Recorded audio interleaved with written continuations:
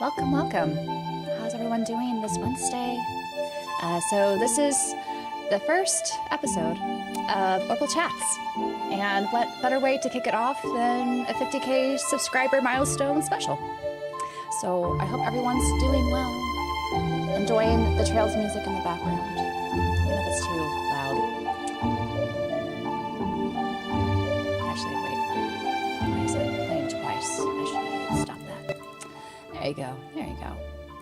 Maybe a little bit quieter, a little bit quieter. But hello everyone. Let's see who's in chat right now.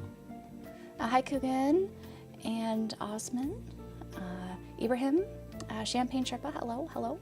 Falcon Scott, evening, thank you so much.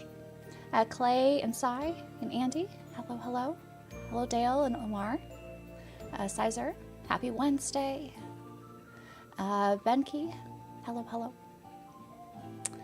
Derek, hello, hello. And Brayden, hi. Majal, hello. Can I do content creation full time now? I did have someone ask me that question in the Q&A, so we'll get to that when I start the Q&A. But for now, let's just do a round of hellos. Is the music still a little loud? I could get that a little bit quieter. Here, maybe this is better.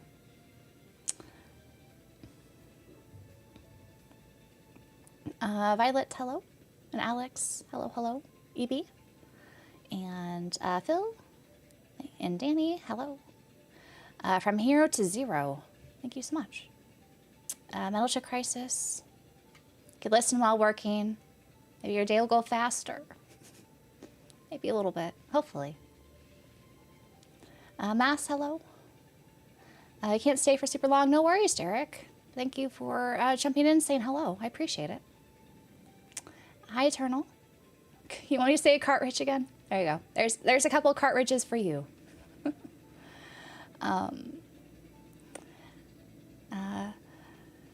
said Zorg? How do you say your name? How do you pronounce your name? Is it Zgornitzy? I probably said that wrong. My apologies. But thank you. Watched me since I was 10K. Been around for a while then. Valeris, hello, hello. Been able to play a variety of games this past week. That's great. It's great to hear. I have two. Kind of. Nice hoodie, thank you. I got this from Pinbox. They had a sale. I don't know if you could get this Ease 8 sweatshirt anymore, but I snagged it before it was gone. Stephen, much love from Northern London, England. Hello, hello. Glad you can make it. It's just telling you that we'll be playing a new Fire Emblem in a month, right? I'm still not sure what I'm going to be doing for September 17th because we're going to have Trails in the Sky second chapter and Fire Emblem the same time. My priority is going to be, of course, to Trails. I love Trails. I don't know how I'm going to sneak in some Fire Emblem, though, other than maybe the first day. And maybe play that on my own when I feel up to it, but we'll see. One more month, Alex. 13. Crazy that I've been streaming this long. Over a year now. I've been playing Donkey Kong Bonanza and Tales of Arise. I need to get back to Tales of Arise myself. It's another game that I did a first impressions of, meaning to go back to on my own. But what is time in so many games? Teal green is one of my favorite colors, so I'm really glad that they Pinbox had a hoodie in this colorway. And it's just so happened to be for a great game, Ease 8. Much love from Canada. Found you back when you're recording on your Pixel and loved all your content. Thank you. I still have my Pixel phone here. Look at, we match. We match my phone case and my sweatshirt a little bit. Can you tell I like this color a lot? Fire Emblem hype. You've been playing Xenoblade Chronicles 2, Joey? Switch 2 version is basically a new experience, especially for me because I played it on the Lite originally. And I'm hoping to make a special video just to Xenoblade 2 soon. I wanted to get a little bit further in my replay of 2 on the Switch 2 before I do that. But I've been loving it. I've been loving it. I love Xenoblade 2 so much. Excited to play Fire Emblem Trails 2 Champagne. We're gonna be so busy. So busy. The fall is no joke for game releases these past few years. More of one game kind of guy to give it your full attention. I used to be like that too, Abraham, but then streaming happened and I was like, maybe I should juggle for some variety. And it's been kind of working, kind of. At least I've beaten a lot of games this year so far. I've beaten over 23 now. I think 23 games. Going on 20 something else. Recon, good afternoon. Thanks to you, you learned quite a few ways to get Trails merch, and now we've been collecting.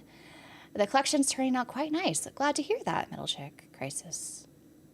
Trails merch is so fun, isn't it? And now we have more than ever to choose from, and it's overwhelming and hard to keep up with. But I prefer that over no merch, so it's I guess a good problem to have. I could play Fire Emblem after Trails. I could, but then there's other games. It's hard for me to. One of the reasons why my Let's Play channel has been a little bit on the back burner, which I feel bad because I want to play it, is I always have the trouble balancing streams with my long form content videos, and then gaming on the side. I'm hoping to get more of a rhythm back though this week. Teal is the best color. I like teal a lot. I also just like emerald green and purple. Those are my favorite colors. But teal's great. Like teal that's more on the side of green. It's my preferred teal. You started your Xenoblade 2 journey. You had to look up tutorial vids. Brayden, I don't blame you. I think I did the same thing when I played. Because the combat, especially when it gets more complicated a little bit later on, it's a lot to take in, but it's so fun once it clicks. It's so fun. Hello, Quick Nova, and everyone else who's joined. Lou Rock, hello. You're going Trails largely because you haven't played enough Fire Emblem to consider Fortune Sweep. Yeah, Fortune Sweep will always be there. It will be.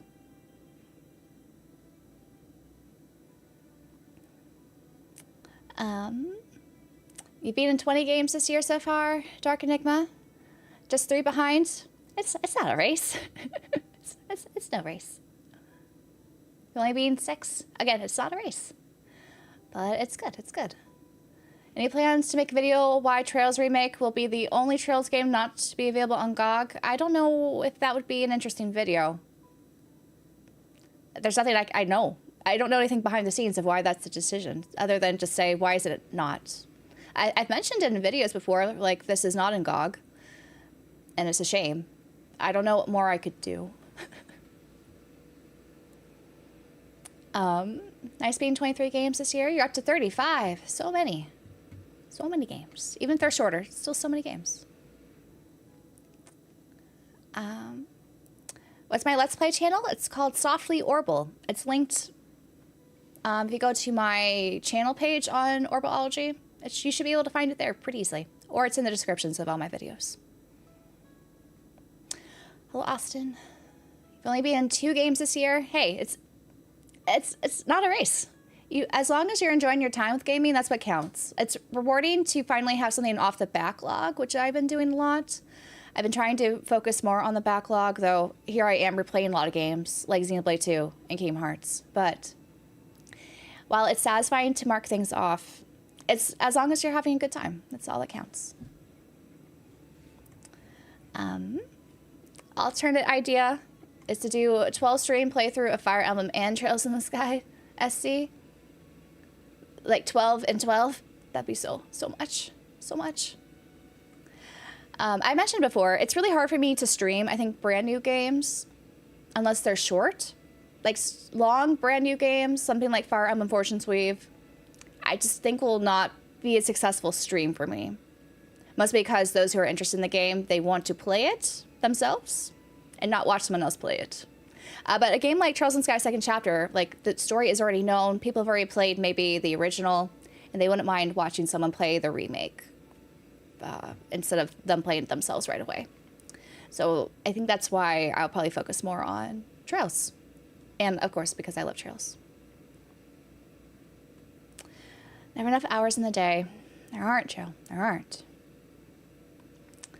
I've eaten 6 games for us. Again, guys, it's no contest. It's no contest. Am I doing YouTube full time now? Kind of, because I'm in between jobs, so it's become my full time. I don't have a consulting project I'm working on at the moment, so yes. It's not an ideal place to be because I kind of exposed how much I make off of YouTube. I don't make that much. To support a full-time occupation, unfortunately. It'd be nice if that were to change, but I'm not really banking on that. Any plans of checking Final Fantasy XIV on Switch 2? Do you know how large that file size is? I hear you have to download 100 gigabytes, and I don't have an external SD card for my Switch 2, so no, I'm not. I have a PC, so I would, if I were to get back into Final Fantasy XIV, it would be on PC. I'm not really into handheld gaming on my Switch 2. It's too big.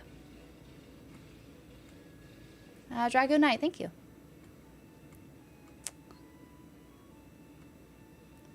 Since you've been on most streams, you could say you've beaten 23 games alongside me.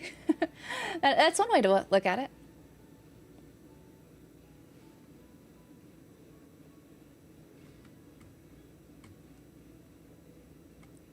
Making a full video supposition isn't beneath you, though, is it? What does that mean, though?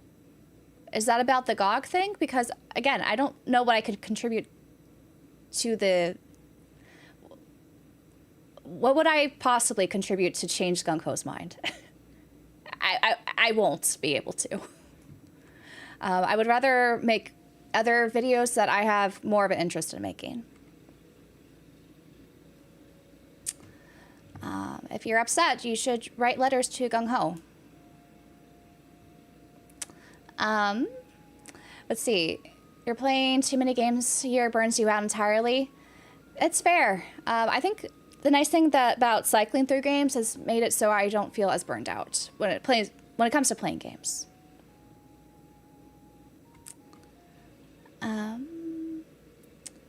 Tay, thank you. Let's see. Excited for Trails will be your first physical Switch 2 edition game. Isn't it nice that's finally coming out on a real physical? I'm excited. I'm not buying it on the Switch 2, but maybe eventually if I have to transition to the Switch 2 being my primary physical for new games, maybe I'll consider it. You're really wondering when we'll get a Western release date for Kyoto Xanadu. I am wondering too, Derek. I have a few translation localizer friends who have just beaten the Japanese release. It's apparently pretty good. I've been hearing good things as well. I know a lot of people have been using AI to play it without waiting for the localization, and I'm not going to do that. I've been asked to do that, but I think that will just ruin the experience because I don't think AI translations are good. I figured if they knew, they would vote with their wallet if they support Gung Ho. I think people know. Do you find beating so many games exhausting? Not really. Not too much.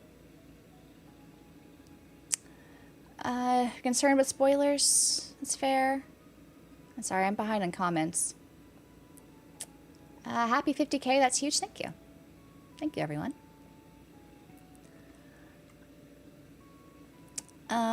Congrats. You're thinking of collecting all the physical Trails games and picked up the remake. Are they all available for PS5? Not all of the Trails games are on PS5. Unfortunately. Basically, if you want to get Trails of Cold Steel 1 and 2, your only option really is PS4. If you want it in English. At this time.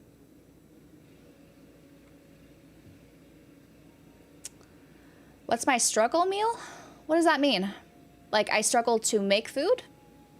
Or I feel like I'm struggling and I need comfort food. What is a struggle meal? You're hoping to tackle more of the backlog, too. It's not a bad problem to have, focusing on the backlog. Been enjoying the Persona 5 streams. I have been too. They've been fun. I don't feel like it's... When I feel like I'm streaming Persona 5 Royal, it feels less like a JRPG. It's more of me just voice acting the character interactions, which is not a bad thing. It just doesn't feel like I'm streaming a JRPG sometimes. I don't know. Hi, Vicious. Since you play JRPGs, have I played the Goat Hidden Gem, Fragile Dreams? I've never heard of it, actually. Oh, King Stug, thank you for the super chat. Congratulations on 50K subscribers. Thank you for your streams and videos, your positive attitude, and not backing down on your rational opinions. Is what keeps me coming back. Here's to 50K more. Thank you so much. And nice to see you here too, King Stud. And Evie, thank you also for the super chat. Congrats on 50K. You're the gold standard for gaming as a whole. In my opinion, very few content creators are as consistent, fair, and honest as you are. Well, thank you. I appreciate the kind words there, too. People triggered on my Twitter post. When are they not triggered? When are they not triggered? I wonder. I could have the most mundane Twitter post, and there'll always be someone who's triggered. What software do I use to edit my videos on? It's unfortunately a subscription service, though it used to not be. I've only upgraded it and became a subscription service this year. And that is Wondershare Filmora. It's okay. I don't know if I would recommend that for anyone who's trying to get into software, editing softwares. It's just I use that for years, and I haven't transitioned to something like DaVinci Resolve. That's free. Are we going to get a demo for Sky second chapter? Probably. It's probably going to be soon. I'm going to estimate probably a month, like maybe sometime either at the end of next week or the beginning of the week after. I wonder how they're going to handle the demo, because there's going to be people who haven't played first chapter who go straight to the second chapter demo and will get spoiled.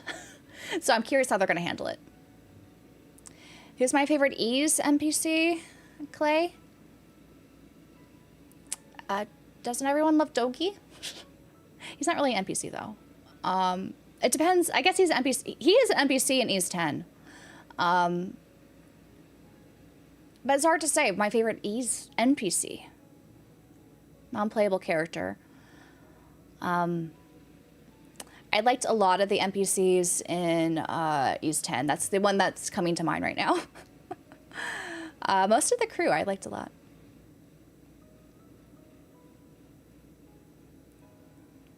Total cost of the things behind me? I don't know. It's hard to say. Even though it's unlikely to happen next year, Samsung and Highway announced they're making their own gaming console and disk drives to manufacture games. What? I don't think that's going to happen.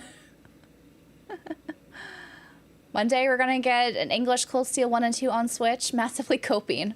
Hey, I think the most likely thing that will happen is we'll get a Switch 2 version of Cold Steel plus 1 and 2, because I think the Switch 1 kind of missed the boat. And so I think that is the only thing that could possibly happen. Or they'll do some sort of remaster remake in like 5 years from now, and then that'll be available on the Switch 2. Struggle meals usually mean something you can eat when money is tight. Ah, that's what that means. When I was in grad school, I used to just eat PB&J sandwiches. So, PB&J? Ramen? I still eat ramen. I still eat a ton of instant ramen. So those. Playing day one AI translation and spoiling everyone sounds like a Falcom Reddit. Lucy, I've seen everything. I've seen everything, sadly. I try to avoid it, but it's unavoidable. Unavoidable.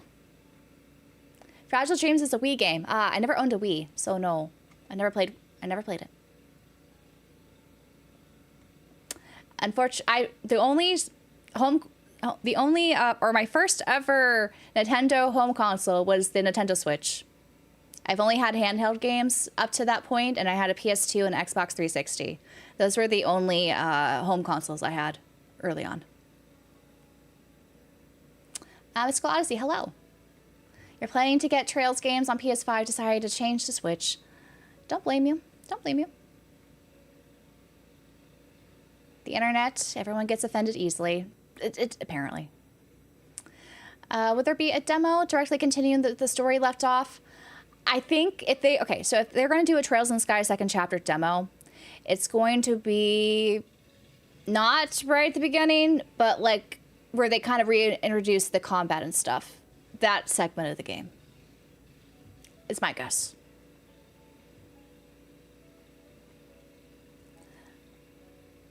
Do they normally do demos for... Nisa does demos for all their games. If you look at, for example, Trails Beyond the Horizon, that got a demo. And that's like mid-arc. So yes. Hi, Cracked. Excited for Fire Emblem after the Direct. Yes, I was thinking after we do some more Q&A stuff, we can look at the Fire Emblem Direct together, and then I'll just share my thoughts with it as we look at the whole thing again, because why not? I didn't react to it on video yet.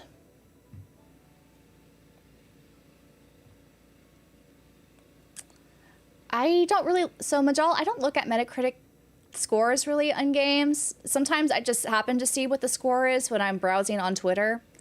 But I don't know what the lowest Metacritic game I love, or lowest scored Metacritic game that I love.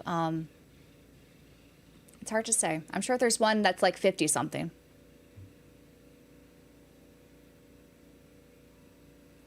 And Metacritic has changed over the years, so some of the older games that I love that are not good games, like Fur Fighters, I used to love Fur Fighters. It's not a good game. I'm sure that has a very low Metacritic score, or if it did, on the PS2. We'll go with that one. You been playing Fable 2 recently? It's been so long since I played Fable 2.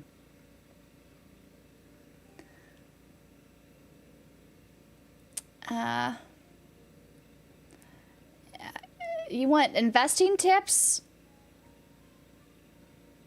Time in the market's better than time out of the market. There you go. That's my investing tip. That is not... I'm not a legal advisor for investments. That's what you should do.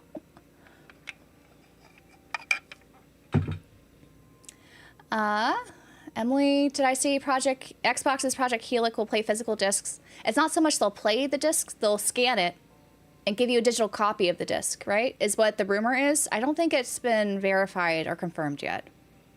I don't have any Xbox games, so honestly, it doesn't really apply to me.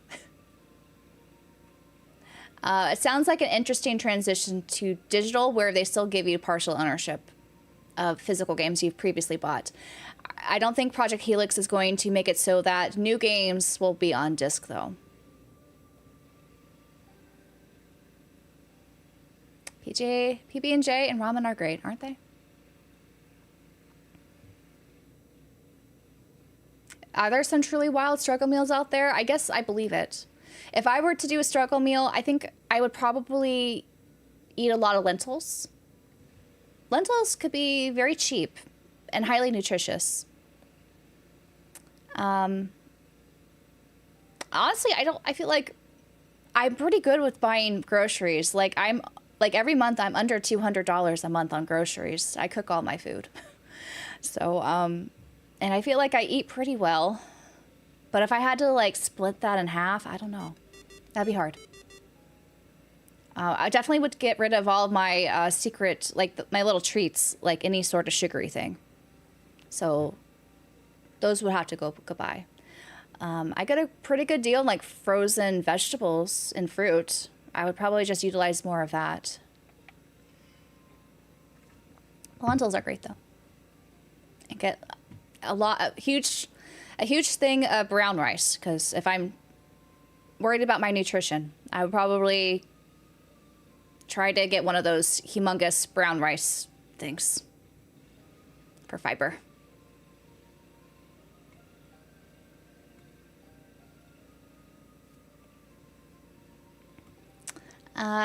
Is the Fable franchise worth playing? I think so. I'm actually very curious about the new Fable that's coming out in February. I really enjoyed Fable 2. I never played the first Fable, though. I technically have it in my Steam library, the Fable Anniversary Edition. I don't know how that runs on PC, though.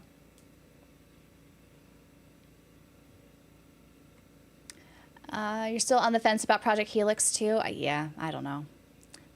There has been a rumor that there will be no disk drive for Helix as well because of the change of leadership. We'll have to wait and see what happens. Beans on toast. You made lentils today, Champagne? I still like eating lentils. If you get the just a bag of lentils, like the dried stuff, it's super cheap and super nutritious. They just are a pain to cook because they take so long, but doable.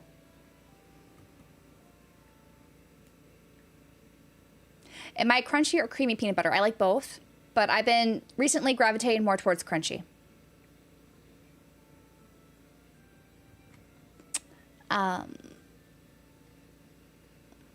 Let's see. Since a lot of mega video game corporations are trying to force gamers into all digital, what if there were boutique companies like Criterion, shout out Factory and Arrow Video to make physicals? I think there will be boutique options, but will they be on certain platforms? If they get rid of the disk drive, that's going to be an issue.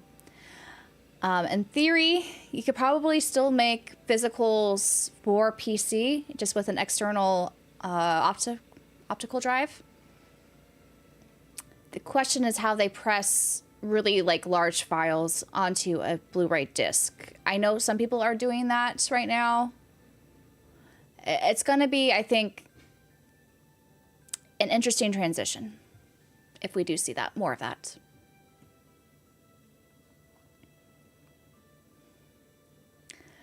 You think even Project Helix won't be continuing physical media? It costs too much to manufacture. I think they like the idea of cutting out the secondary market and the middleman, for sure. I don't drink coffee. I don't drink alcohol. I don't smoke cigarettes. So yes, I think that's also why my grocery bill is low. I do like my sweets, though. That's my big vice when it comes to my grocery bill. Mostly chocolate and baked goods. I should play Fable 1. Runs great on PC. Someday I'll get to it. I don't know when. Does brown rice spoil faster than regular rice? You gotta store. You can still store it pretty like well. You have to like get one of those things that like suck out the air, right? I think you could store it as long as you store rice well. I think it should be okay, especially if that's like mostly what you eat. It should go through it quickly. But I could be wrong. Hi, Prototype. Oh, Prototype. Since you're here, we were able to fund the Elisa Reinford cosplay. I don't know if you saw that when I talked about it the other stream the other day. Or yesterday, really. But yes, I will be cosplaying as Elisa Reinford from Cold Steel. In the future, I ordered the costume, but it's coming from China, so it's probably going to take like a month to get here because it hasn't shipped yet. I'm estimating a month. I don't know when it's going to happen, but it will happen. It will happen. I do not like grape jelly for PB&J. I'm very much team strawberry. I also like raspberry jelly. I could do sour cherry, but I don't usually have that on PB&J.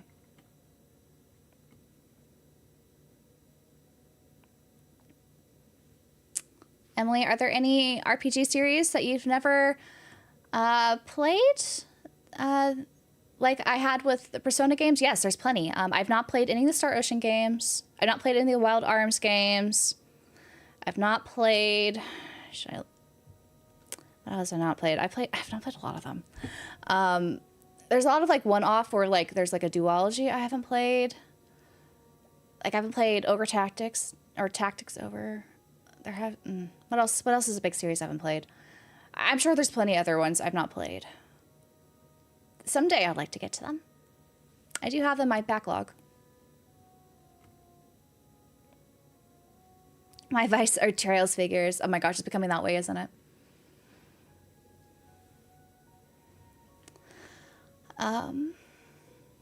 Yeah, I even bought the blonde wig. You're gonna see Emily or Orbology in the a blonde wig, which will be weird. I won't lie. I'm not gonna dye my eyebrows. So sorry if that's gonna look just weird with darker eyebrows. I was in war on Twitter today. To be honest, I just tweet things out and then people attack me. I don't think I'm even that. I'm not trying to instigate anything. I just share my opinion. But people take it always the wrong way. Do I like smoothies? I do. The issue though with smoothies is often they're too sugary. And because they kind of partially, you know, break down everything for you. So you have less fiber than just eating whole fruit. And so something I have to be a little bit concerned about, because this does run in my family.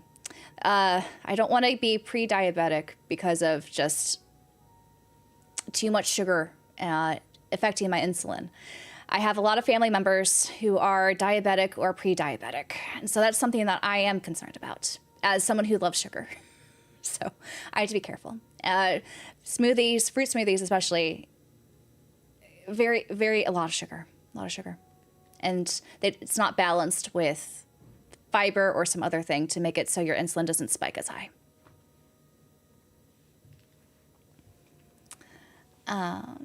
Raspberry on PBJ is underrated. Agreed, Joe. Agreed. Never heard of sour cherries before? Oh, sour cherry as a flavor is very good. For preserves. I have that with toast often. It's good. Have I had peanut butter and honey? Yes, but usually whenever I add honey to a peanut butter sandwich, there's bananas. So it's like a peanut butter, banana, honey sandwich. Those are delicious.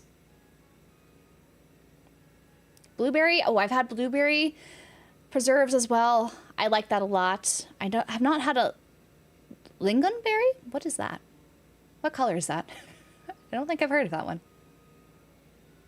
I think you will. I've not played Infinite Undiscovery, no. I'm hoping more of those Xbox exclusive games make their way over to PC so I can play them. Like Lost Odyssey or Blue Dragon. All those. Infinite Undiscovery is one of those as well. Or wait, is Infinite Undiscovery, is that on the 360 or the PS3? I mix those arrows up too much. I've not tried Baiten Kaidos. It is in my backlog on the Switch. But I do want to try it because Monolith Soft. I'm a little skeptical with card-based games, but I'm willing to give it a shot because it's Monolith Soft. And the watercolor aesthetic looks beautiful. I have Star Oceans physically, so I just need to play them. I've not tried any of the Mega Man RPGs, but I do have the Battle Network collection on PS4 back there. I should try at some point. Yellow tape for eyebrows? I don't think that's going to work.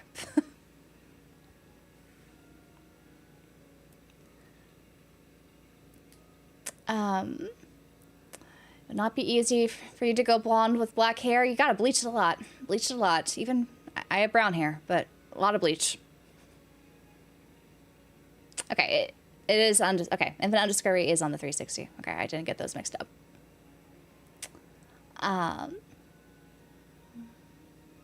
I've not played Romancing Saga. No, but I have the recent Romancing Saga 2 remake that they did in the backlog. Romancing Saga is another series or franchise I never played. That's also another intimidating one to get into, for sure. I don't block people on Twitter because they feel like they're rewarded whenever I block them and they do a screenshot and like, haha, she blocked me. I must have triggered her. So I just mute them. They're out of sight, out of mind. Emily, I hope you're doing well. I am. Do you think Deca Police will ever release? That is a good question. I think it will release because I think Level 5 has been working on it. I don't think they want to trash it or scrap it entirely. It's not coming out this year. I'm still wondering if Layton's going to come out this year. They promised it was coming out this year, but it could be early next year. But Deca Police, yeah, I think it'll eventually come out. But I think the hype has died a little bit for it.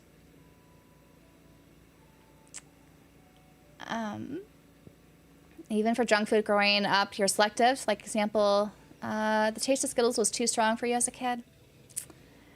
Sometimes just too much sugar. It's just too much sugar. Burns the tongue. Not quite burnt. It makes my... I remember I had like this huge bag of trail mix I brought to some event, and that was like what I was munching on. And after all that sugar and salt, my tongue was just felt awful. I couldn't eat anything or drink anything. It's like, ugh, what did I do to myself? That's how I feel about some sugary candies as well. Temporary hair color would not take to my dark hair. You have to bleach it if you want to see any sort of blonde. It doesn't work that way on dark hair. It works great if you have light hair, but dark hair, no. I should absolutely get Battle Network and Star Force Legacy collections. Yeah, eventually, I want to try them. There's just so many games. So many games.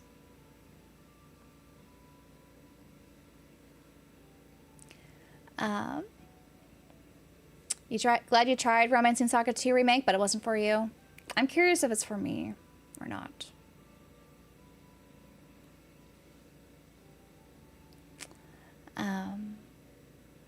Do I play any other genre of games, or am I primarily a JRPG or RPG player? We play lots of games on here. On stream, I think I played a variety of different games this year alone. Plenty of survival horror has been recent, platformers, narrative games, action adventure, you name it. RPGs are like the primary thing I play, but I want to say when it comes to streaming, half the time I'm playing a different genre, which is most of the games I play these days is on stream.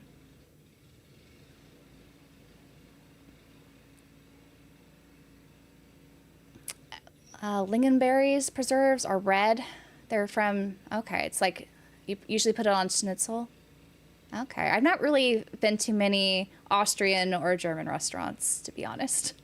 So that's new to me. Never thought you had missed 2016 Twitter. I missed 2014 Twitter. That's when I started Twitter. Long ago. Long ago. I hope Deca Police arrives soon time. Yeah, I don't know. I don't know. It's been a question mark. What are they doing?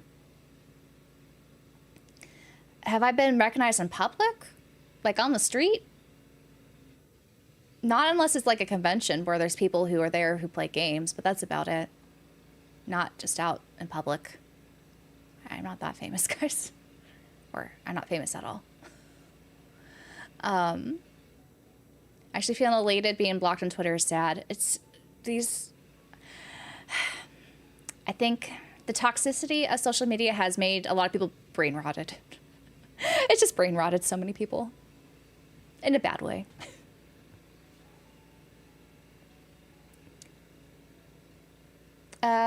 Compared to your friends, you don't have like 100 games, but you guess it could look like a backlog if it isn't awfully big.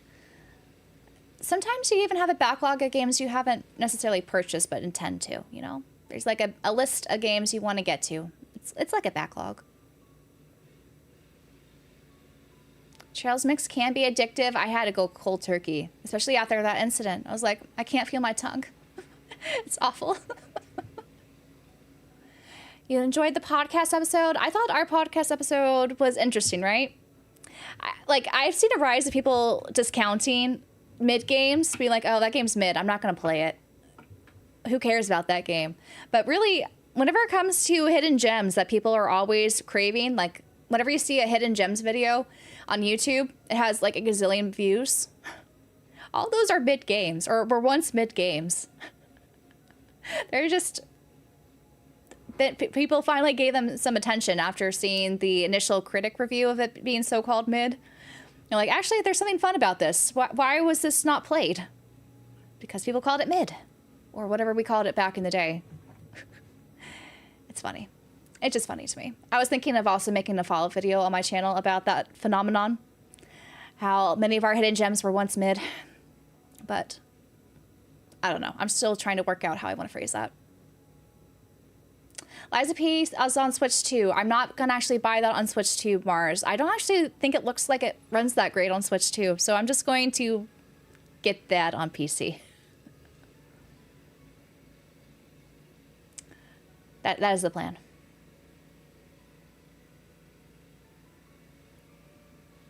You haven't been on Twitter since 2011? A lot has changed. A lot has changed. Would I ever play an MMO again?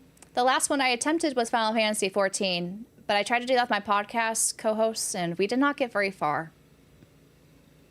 The issue is MMOs take up so much time, and I'm already stretched very thinly. I'm stretched very thinly on time.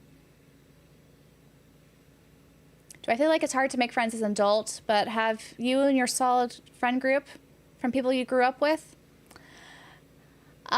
It is harder to make friends as an adult, but also it's easier to lose touch with friends of the past.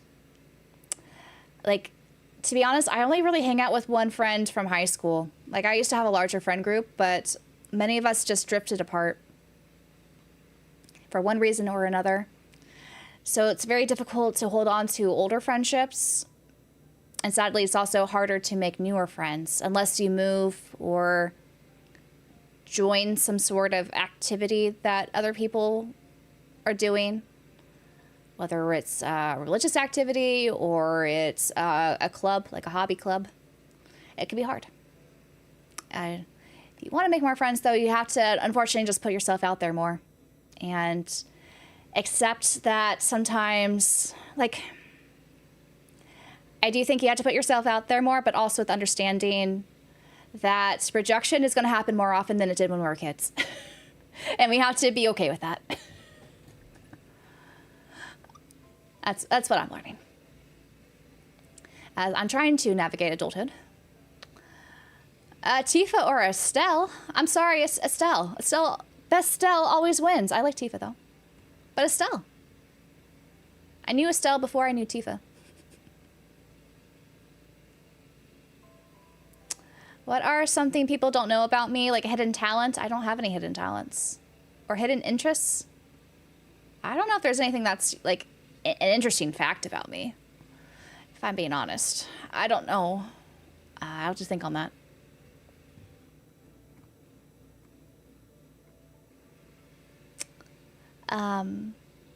Let's see. Let's see. Did I try Splatoon Raiders? I've not tried Splatoon Raiders, but I don't know if I will.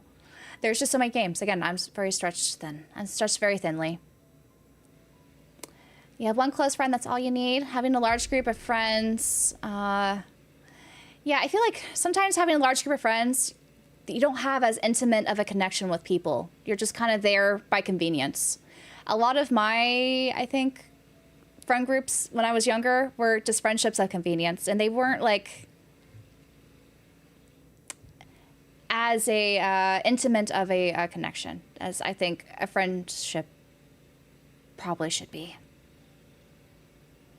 So it's good to value, I think, the few people in your lives that mean a lot to you, rather than try to strive for a ton of people just to be somewhat associated with.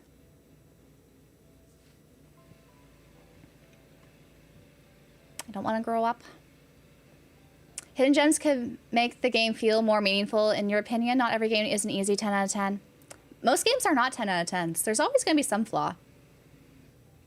But it depends if it's a flaw for one person or another.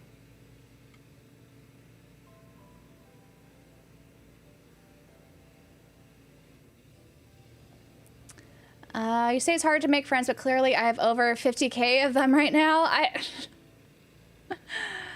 don't know. I feel like there's some people who sub to me but don't like me. So I don't know if that's true. Then again, I guess you could have friends who don't like you too. That's a toxic friendship there.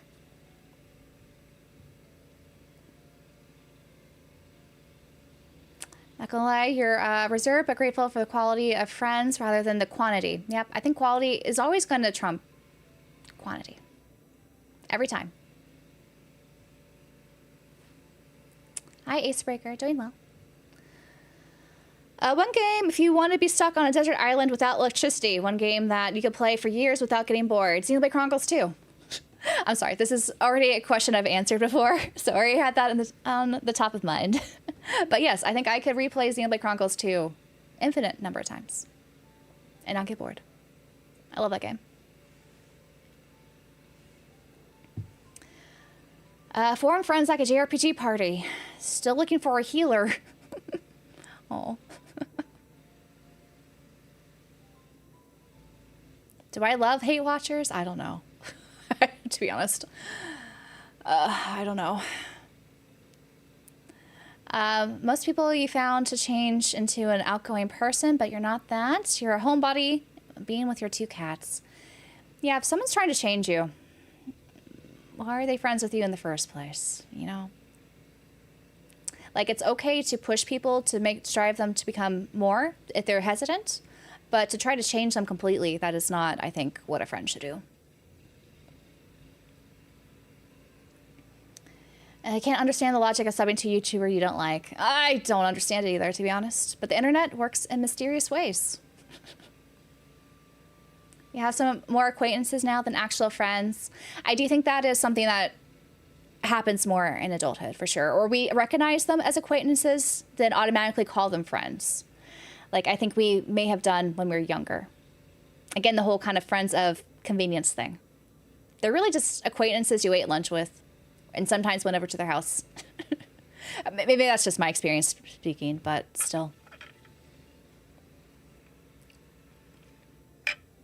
Solitaire is a game that keeps on giving.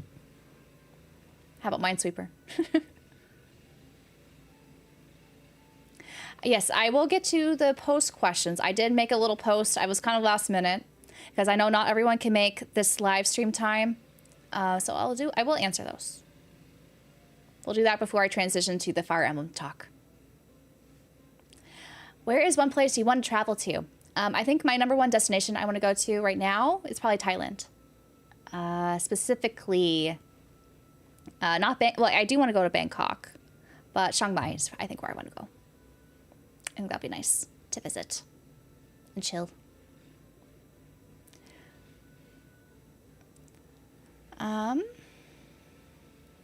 Let's see.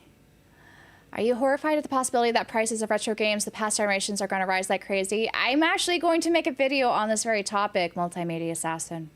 I think maybe I should save my thoughts for the video, but as like a teaser, I think I'm going to title it something like, I have it up here. Let me see if I can pull it up. What was the title? My working title is I'm not falling for the retro price hikes again.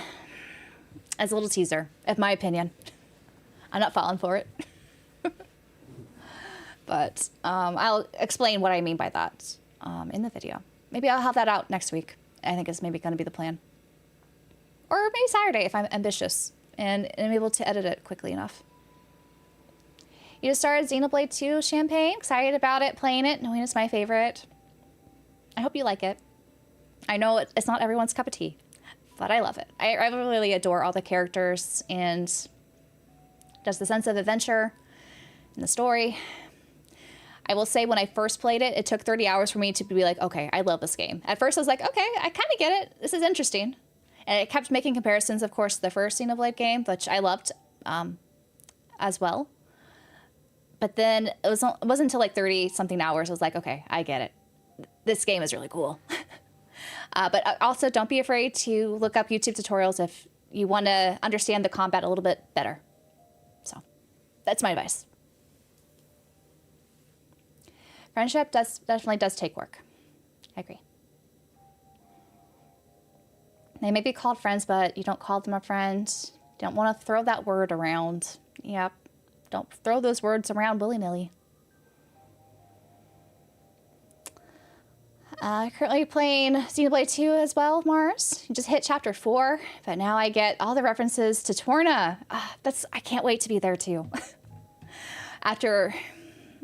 Because I hadn't replayed Xenoblade 2 until, the Switch 2 version came out. So I'm looking forward to getting all those references as well, and all the foreshadowing. You can't do Minesweeper.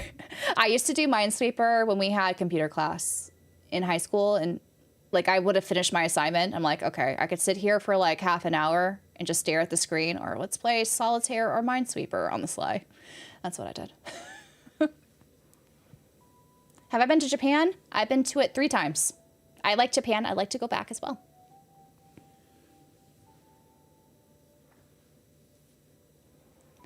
The thing about old games is that they can easily be pirated or emulated. That's why you say give consumers an inch, they'll take a mile too. I don't know if that is necessarily the best equivalency. Question, how did you end up meeting my co-host for the JRPG Pursuit? So I knew Brandon first. Shortly after I made my YouTube channel, 4 years ago, he reached out to me asking for advice because he wanted to start up his YouTube channel. And so he he sent me the thumbnail of his first video. It's like, is this good? I'm like, well, probably want to do this instead if you want people to click on it. Understand that you're reviewing a vinyl of Ys 8, actually. I think it was the Ys 8 vinyl. That was his first video.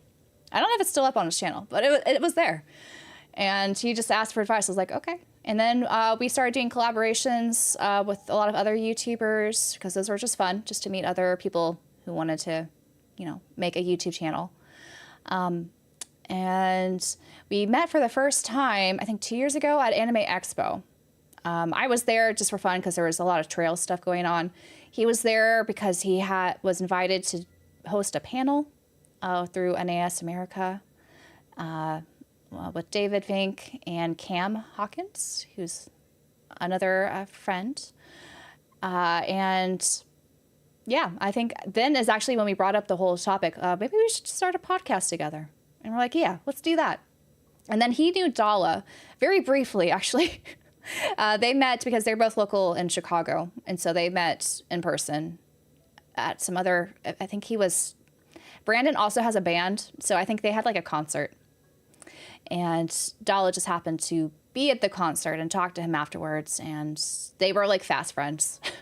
And I want to say after the second meeting of them, he brought up, hey, we're thinking of doing a podcast. Would you be interested? Because we kind of have good chemistry and we think you would vibe.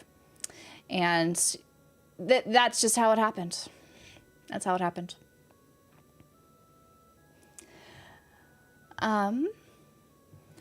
Let's see. I think I'm behind.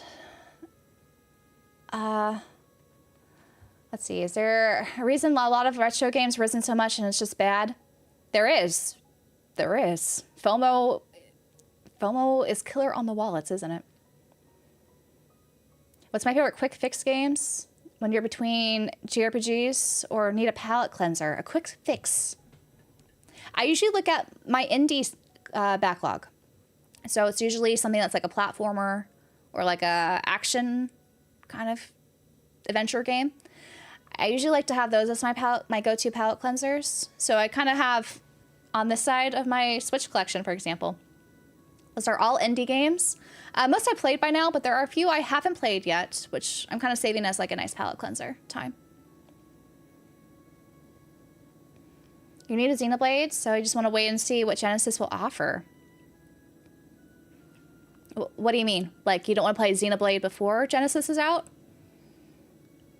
Or I'm not sure what you mean by that, Danny. How do I navigate dating as an adult? I don't use dating apps. I never actually used a dating app. The whole idea when that first started being a thing gave me the ick, so I never used one. I'm not the best one to give dating advice by far, but still, I don't like using dating apps, and I never used one. Slow burns are nice when you give them a chance, for sure. Are there other gaming YouTubers you like or follow? Yeah, I've made a lot of friends in the gaming YouTube space. Ones I've done collabs with, ones I just interact with on Twitter or other places. We invite a lot of them as guests on our podcast. So, yes, yes. Do I have young Emily pictures? I've shared some in the past, but then when I shared one of like my high school photo, I think on Twitter, people were running that through GNAI and giving me like, as an underage teenager, a bikini, and it was creepy. It was honestly very creepy. So I don't know if I want to share more childhood photos of me. I've shared some we have a podcast Discord, so I have shared a couple there of me like in a football jersey, but that's about it. I don't know if I want to share more on the internet, to be honest. There's too many creepy people out there. Let's see. Friendship JRPG reminds you of Tales of Graces. I feel like the Tales of Graces, or just Tales of in general, they have a lot of great friendship themes. I'm sorry, this is... the chat is going too quickly for me. The Trinity backstory, you needed the lore. It was. It is. Do I have a favorite game of all time? It's a very hard question. I thought it was A Link to the Past. It kind of maybe is, but I don't know. It's so hard to pinpoint to one game. I recently replayed A Link to the Past. I felt like I was awful at it, but it was still fun. I felt like I forgot so much about it as well. But that was definitely my childhood favorite game. Is it my adult favorite game? I don't know. I'm going to make a video tomorrow about it, so stay tuned, I guess. Maybe I'll come to terms with that after I finish editing it and recording it after today's live stream. Let's see. Congrats. How important was gaming for you throughout your whole life? And do you think you could give it up if needed?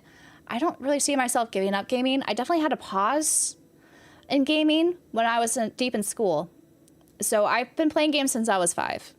Like, it's always been a constant thing for me. I mostly played a lot of computer games. My first ever handheld was the Game Boy Color, and then I got the Game Boy Advance, and then I had the PS2. But I was still playing a ton of computer games as a kid. Like, that was probably still the primary place I played games. So growing up with games has made it so that games I don't think will ever leave my life, but also I have a huge family connection with games because I would play games with my brother and my dad all the time. I still play with my dad. I don't really play with my brother. He does his own thing.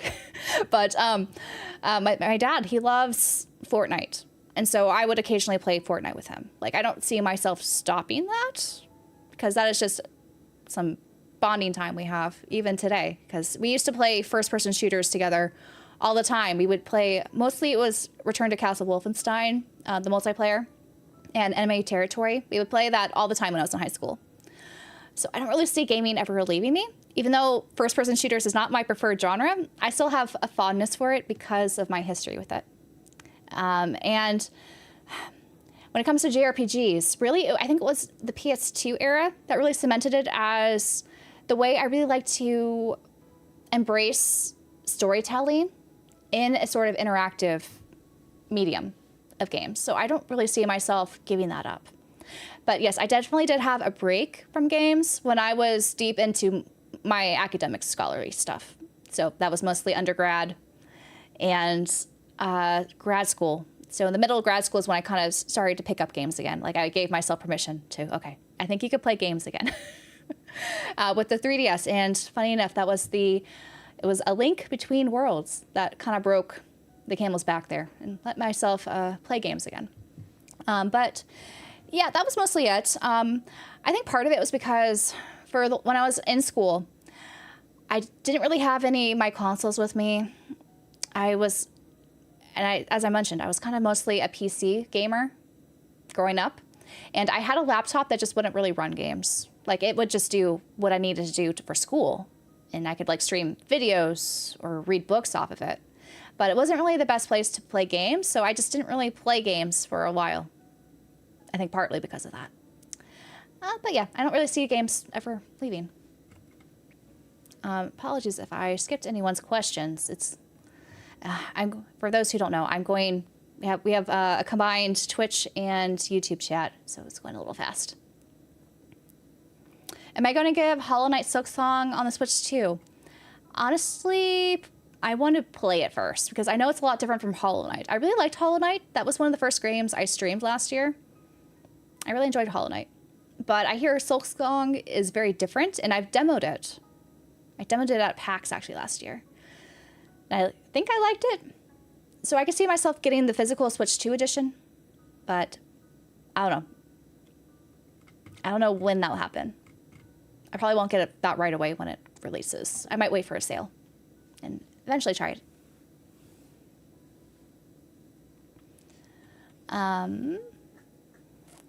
Let's see. Where was I? Do I play new indie games on Steam? Occasionally. I'm going to play another one next week, actually. I'm very excited for. I won't spoil what it is, but it's one that's releasing next week I'm excited for. But for the most part, it's really hard for me to, again, just balance all the games because I'm playing so many games and doing so many things. I sometimes feel very stretched thin. Dating is like job hunting. Sometimes the best is to know when someone who refers to you. Honestly, probably, yeah. Do I have a favorite Switch game? Xenoblade Chronicles 2.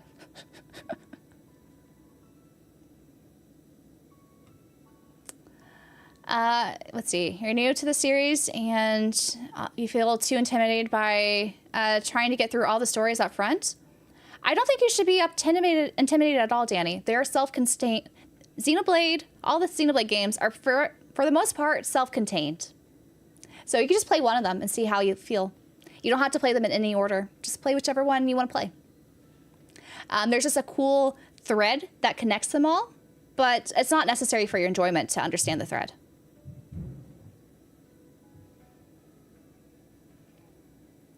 Hello. I started playing Trails. Was it Ganache X? And you found your channel a year ago. Now you're playing through second chapter.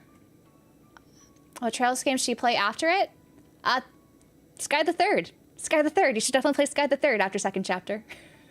There's so many cool lore things that happens that just opens up the rest of the Trails arcs that are to come. So play Sky the Third after second chapter.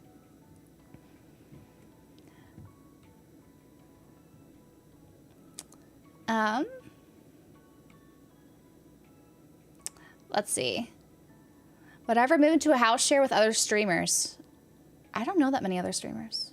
Also, I don't really want to house share. Like, I did the whole share communal space with roommates when I was in school. I don't really want to go back to that.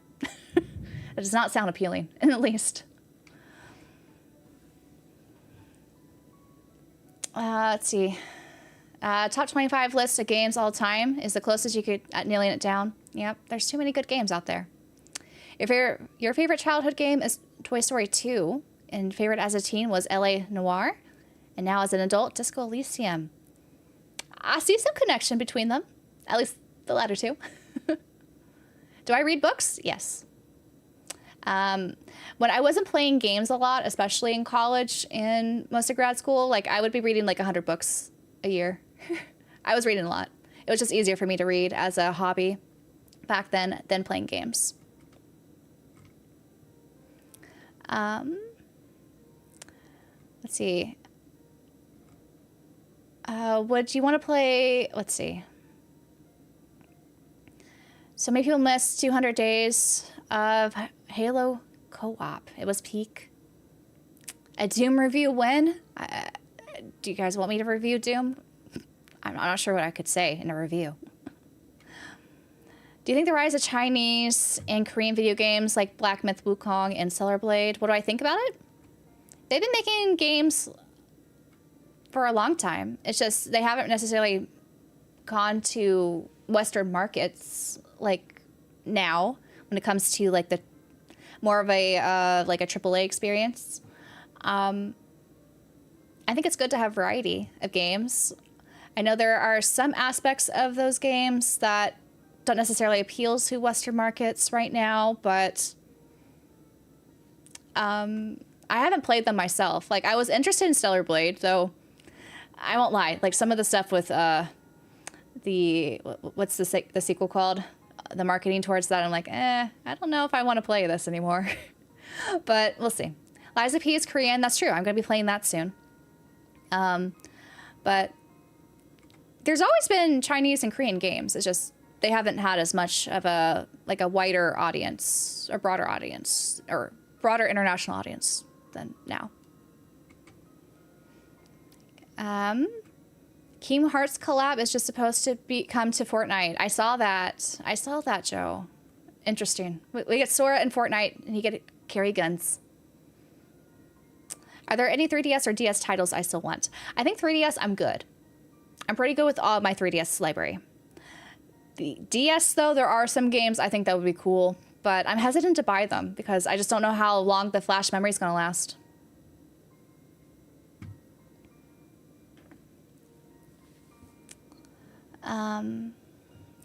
Games.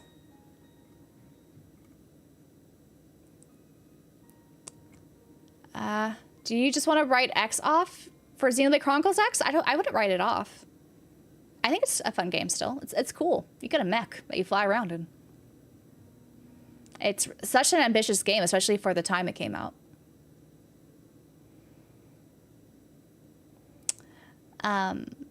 Don't play Future Redeemed as your first Xenoblade experience. Yes. Do they let you? I don't think they let you play Future Redeemed without beating Xenoblade 3. Do they? But yes, you definitely want to play Xenoblade 1 and 2 before Future Redeemed, and 3, of course.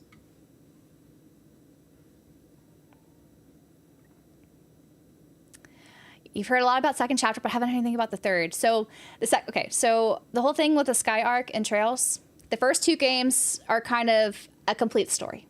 It's like the first chapter and second chapter. Like it's kind of a self-contained chapter, but there are questions that are left in those games. Some of them get answered in Sky the Third, and Sky the Third has a very different structure of how the game operates. You have a different protagonist. Estelle's no longer the main protagonist. Instead, it's going to be Kevin Graham and Reese. And you go through these doors, and you kind of interact with these different memories and mini games. So it's a different structure. But there's a lot of valuable lore that you don't want to miss, because when you get to the first Crossbell game, Trails from Zero, you'll see some scenes you're like, wait, how did this come to be when it was answered in Sky the Third? So I recommend just playing Sky the Third after second chapter, if possible. Have I read any self-help or philosophy books? No. I don't think I have. I don't think they're a bad thing, but there's just nothing I've been seeking out.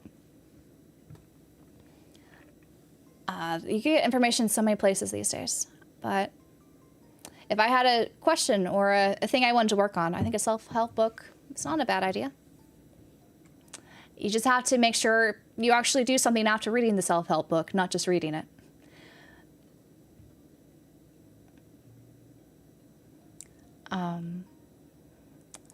Let's see. Are a doodle requests welcome? Of course. Oh, and Coogan, I missed your bits there. Thank you. Since having your channel for 4 years, what do you personally feel has improved in your time here? Example, speaking, editing, or whatever. Oh, I know you asked this question on this other page. I have it pulled up. The QA questions I was asking. I think definitely my ability to, I guess, I'm failing right now, but my ability to speak my thoughts more succinctly and clearly, I think has definitely improved. Of course, being a bit more spontaneous and answering things on the fly without not like kind of freezing up whenever I'm asked a question. I think that has definitely improved. And just everything, really. Like, knowing how to do storytelling has something I've been always, or storytelling has been something I've always struggled with as an introvert. Like, you know, whenever you go to a party and people expect you to like entertain them with the stories and things, I've never been someone who could do that. And I think I'm a little bit better at describing things so that they're interesting. And so if I'm talking about something, I don't have them lose interest and be like, oh, okay, why did I ask her this? You know? So I think I'm a bit better at storytelling and trying to convey my ideas without losing interest in a conversation better than I used to. So I think that's a huge thing. Many of you guys know I don't script my videos at all. And so a lot of that is just me trying to work on my storytelling skills. Of course, it's edited so that you don't have to see my pauses and things like that. But it's just basically me trying to be better at storytelling and conveying my thoughts in a theme that comes across how I want it to.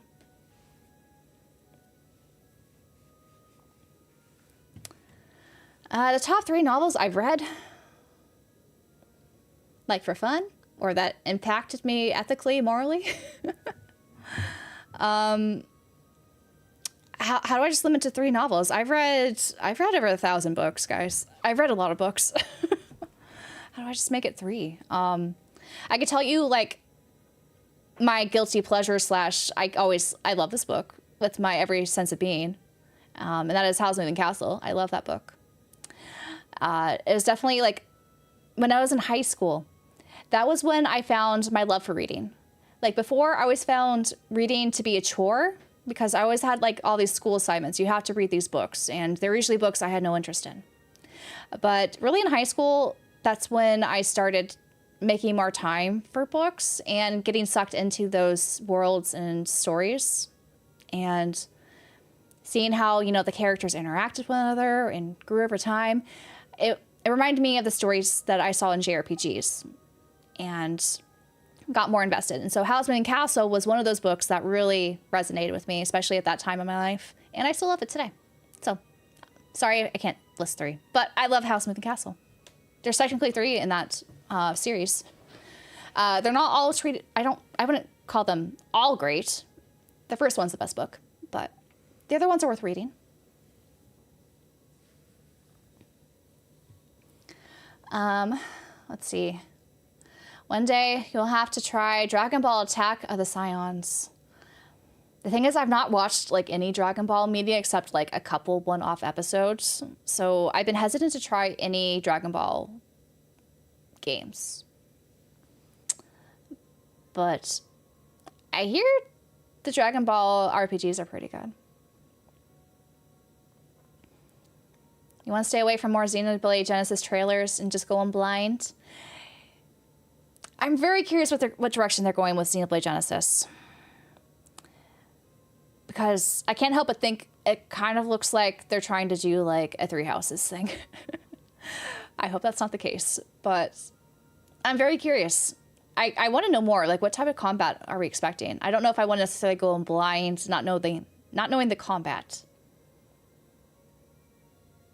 But, you know, most Monolith Soft games, especially the Xenoblade games, they don't tell us everything in trailers. Like, for Fortune's Weave, it seemed like they almost told us everything that's going to happen in the game, right? In that last trailer they sent us. So I think Monolith Soft does a better job at preserving the crucial things that happen in the story beats, which I appreciate. I hope Nintendo does not twist it and make them start spoiling things left and right, but we'll see. Have I read Dungeon Crawler Carl? I've not. My podcast co-host Dala loves that series. Always speaks very highly of it. I'm like, maybe someday I'll read it. Though I think he really likes the audiobook. The audiobook I hear is very good.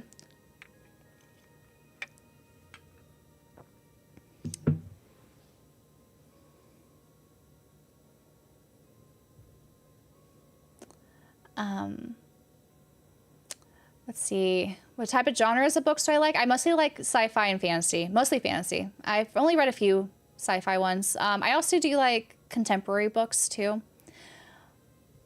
But mostly I like my escapist fantasy.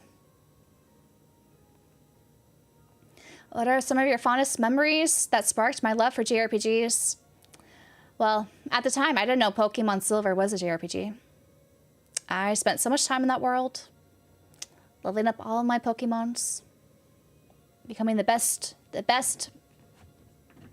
Pokemon trainer.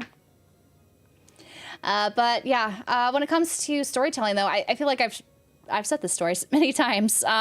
Kingdom Hearts was really the first one that really resonated with me. I was like, oh, you could actually have story in your games. Because prior to that, I only had a few handheld experiences that were not story heavy.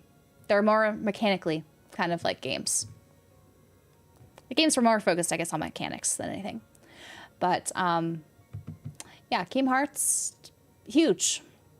I loved also the 3D platformers on the PS2.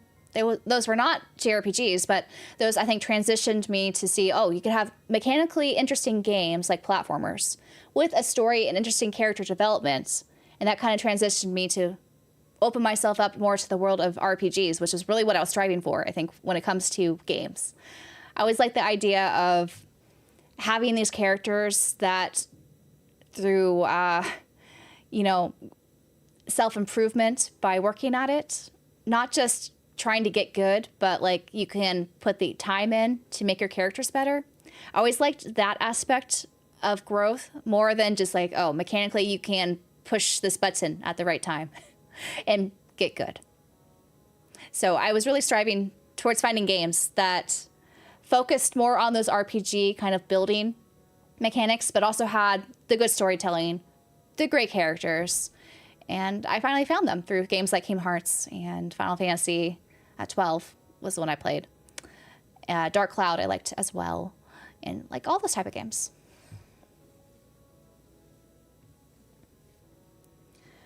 You wonder how much school life they'll add to Genesis? I think a lot. I think it's going to be a lot. Which I don't know. Have I read the books? Have I read the Ys 8 and 9 books? I have not. However, we did an interview with the author of those books on our podcast last year, and it was a lovely conversation. I've wanted to replay Ys 8, and I've not played Ys 9. So I wanted to actually play those before I read her novels on those. Because after the conversation with her, it was just really cool how she was able to, talk to Falcon and be like, hey, I want to write these games into books. And so it was a very interesting process that she had to go through. And she stayed true to the games. She didn't really add anything, but made them a solid experience that really translates what happens in the games into a novelization. So I do want to read them. Am I going to consider getting Neo Geo AES Plus? No. There's no RPGs on a Neo Geo. They mostly have games I don't play on that system. I think it's cool that they're doing it for those who missed out on that system because of how expensive those are. And I see, we have a doodle request, Twisty. A location in grad school where you have fond memories of gaming. Your childhood den sketch was excellent, so trying to bring out the flavor again. I think you're going to be disappointed. I was cooped up in my shared apartment, so I just played it on my bed. I had the 3DS in hand, just in my room. My room was so boring in grad school. I just had a bed. And maybe a dresser drawer. I was living bare bones in grad school. My main motivation when I was in grad school was because I hadn't really had a prior job and I knew I needed to be financially kind of free from my parents. I saved all the income I got for my stipend and all of my TA working as a grad student. And I think at that point in time, it was definitely doable to have $100 a month groceries. And so that was definitely my grocery bill. I did $100 grocery bill months. And all that went into my savings. I learned how to open up a Roth IRA and put money through there. Like I was very much trying to be financially free and create stability in my life in case something went wrong with grad school and I had to not finish or something. Thankfully I finished, but still I kept thinking, oh no, what happens if this does not work out? So my first ever splurge was buying that 3DS XL Link Between Worlds Special Edition because I loved A Link to the Past so much. And so I needed to buy the new game, and I thought the console was beautiful. So that's what I did. Anyways, I did have a bed frame, though. My mattress was not on the floor. So thankfully, I had that. But, yeah, I played on my bed. It was not that interesting. And I had one little nightstand right next to it. And I didn't have anything else in my room. It was boring. I had a window here. So I'll show you the sketch of the boring room I had in grad school. I had a full mattress though. I was happy having a full mattress. It was not a twin. So that was an upgrade from undergrad where I had just a twin. So I was pleased by that. My parents were very nice and bought me a mattress. I had a very spacious room, actually. We were in a townhouse, and there were 3 of us sharing a townhouse, and we found this place that was really close to where I could get groceries. So I just had like a 2-minute walk to go get groceries from, and I had a bike where I could just bike to campus back and forth. It was a very convenient place. Very, very inexpensive living. Again, my goal was to save money, and I did. So this is where I played my 3DS. I'll draw the 3DS so it looks more interesting. Played my 3DS here. And today is the 8/5, 2026. My sketch. My very boring room in grad school where I basically didn't bring my 3DS out we had like a little living room den, but honestly, none of us really went out there. It wasn't like we were all kind of just cooped up in our own rooms. I was very fortunate that in grad school I was able to have my own room. Prior to that in undergrad, I had to share a room with a roommate because I lived in a very high cost of living area where it was impossible to get affordable rent with just a single bedroom. But yes, where I went to grad school, a little bit more affordable. I had a laptop, but it was all just for work, mostly. But yes, that was how that went.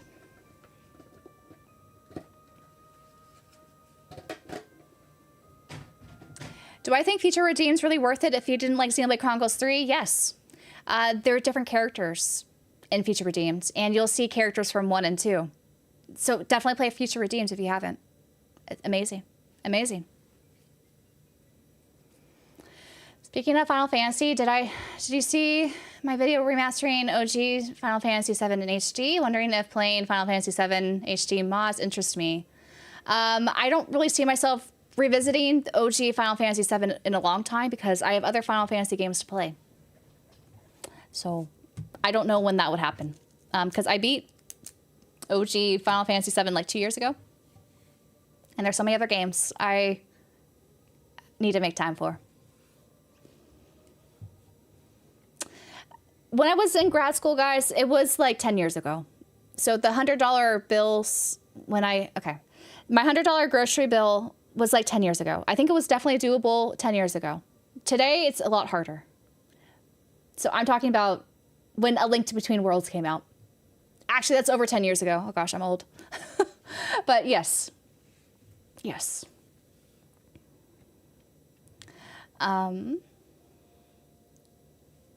Definitely open up a Roth IRA if you're able to.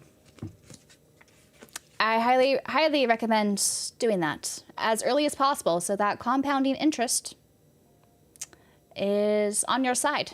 On your side. Someone asked me for financial advice. More not a financial expert financial advice.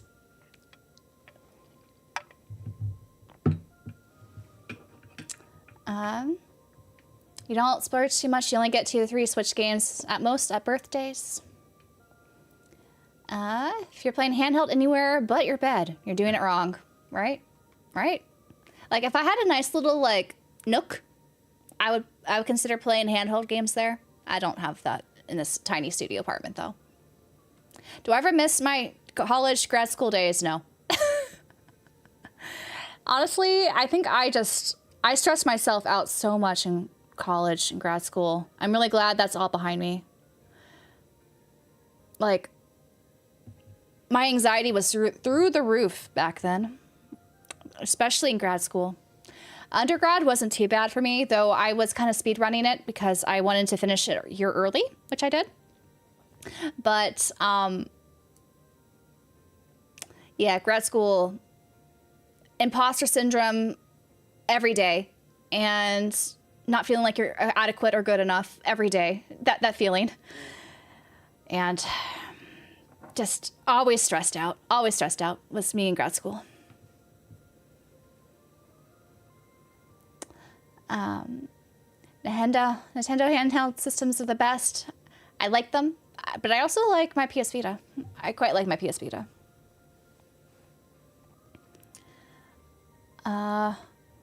Was the first soundtracks that made a huge impact on me?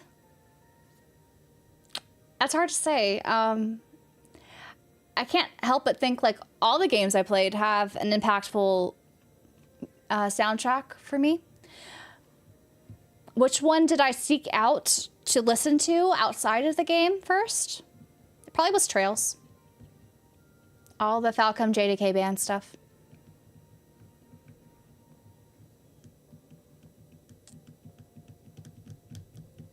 Also, I'm running out of Post-it notes. You guys have to remind me, buy more Post-it notes because I think I have just 2 left.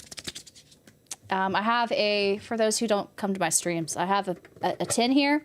All of doodles that have been requested. I need to resupply my notepads if you want to continue doing my doodle requests.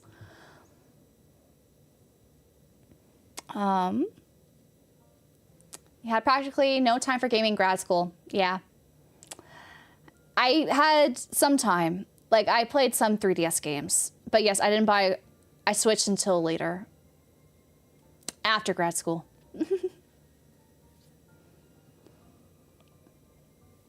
The whole shared room thing in American universities still boggles your mind, really? They don't have that in the UK? No shared spaces? Wild.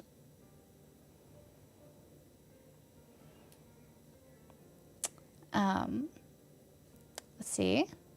Hi, Emily. Wanted to ask what made you decide to live stream so frequently lately? A career change or investment in your content creation as a main career, perhaps? Either way, thanks. So the last year, I decided to give live stream a try. I actually just posted a video about this, if you're more curious about the nitty-gritty details. But the gist of it was I was between jobs, and I thought, you know what? Let's give it a try. People have asked me to live stream games. I've been a little curious about it, and I thought maybe it would be a good opportunity for me to play more games in my backlog. And also, I started YouTube, again, to kind of just practice talking and be better at storytelling and all those sort of things. And I thought live streaming would probably kick that into gear, and it did. What's my favorite figure and why is it Bestel? I love Estelle. I have Bestel's figure right there. She has another one coming out from QuestQ. We have not seen the prototype of it yet. I feel like I like that one a lot as well. Which one's my favorite figure, though? I still have a fondness for my Cordelia from Fire Emblem Awakening. She's right there. I love Donna and Cosmos. All my Xenoblade figures, which are up there. How do I choose a favorite child? How do I choose a favorite child? What's my favorite figure? Let's see. Grad school was a ton of work. No way you can miss that. Exactly. I'm glad it's over. There are people who go to grad school for multiple degrees. I'm like, why? Why would you subject yourself to that? Multiple degrees does not mean you're probably going to get a better job. That's just delaying it. Do you feel like you had imposter syndrome, if you don't mind answering? Yes, I felt like I had imposter syndrome every day when I was in grad school. And sometimes I still do, in plenty of different aspects. Unfortunately, imposter syndrome is something that you can't quite conquer that easily. You got jury duty tomorrow. I'm very fortunate I have not been called in for jury duty. I've always been on phone standby. And that still happens more often than I would like it to. Whatever you do full time, I would consider it, but honestly, I don't know if I can afford to do so. There would have to be huge changes if that were to be a reality.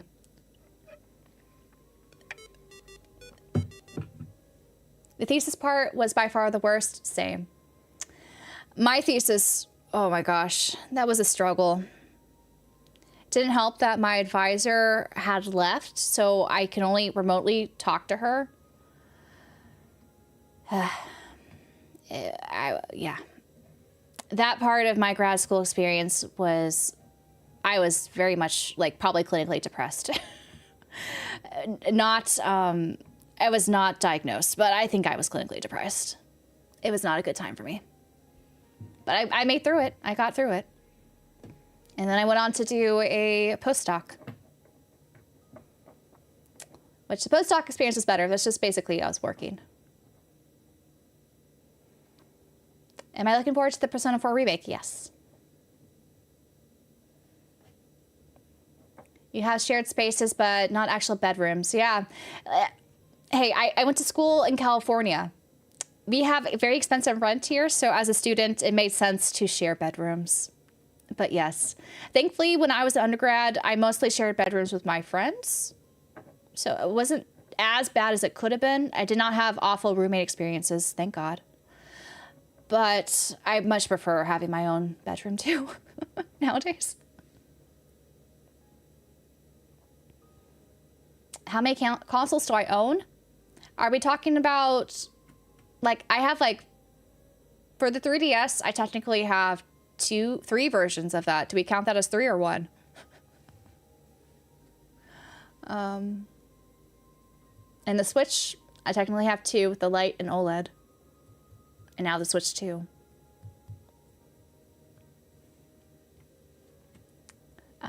But I do not own every console, no. Any plans to make sponsor content or ads? So I did try to do a sponsored video one time last year. It did not work out because it was a big company. I'll just say it's a big company. And they wanted me to do a sponsored video on an upcoming game, but they only gave me the code like, I want to say like 5 days before release, and they expected the video to be ready by release day.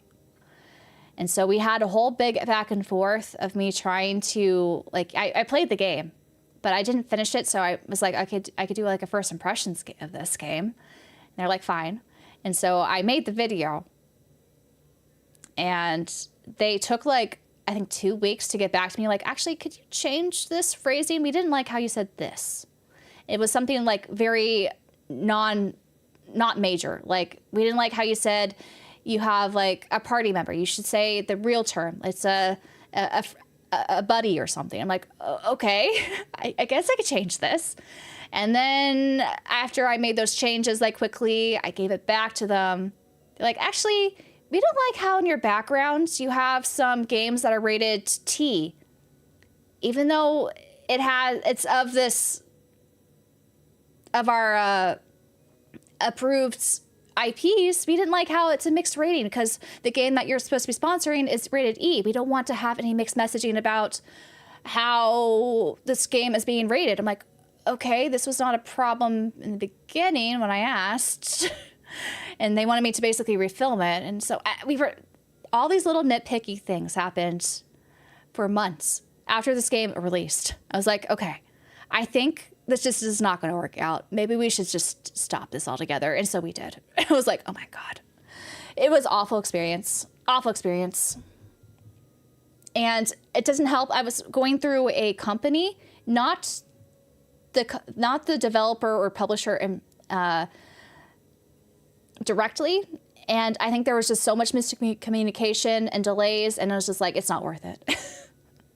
I haven't really reached out to make other sponsor content. I know I probably should if I do want this to become a full-time job. That is a job in itself, though, trying to seek out sponsorships and trying to get those contracts to actually work out. I had a very bad first experience that did not work out. It was with like a major company. A major company. You guys all know. But yes. And it wasn't a bad game. Like, it was a good game. I wanted to sing it praises, but they had their higher ups are like, wait, we don't like this one phrase, even though it makes sense, but like, we don't want it to be labeled this way. It was like, what is this? I did not get paid, no. After all of that work, I did not get paid. It was awful.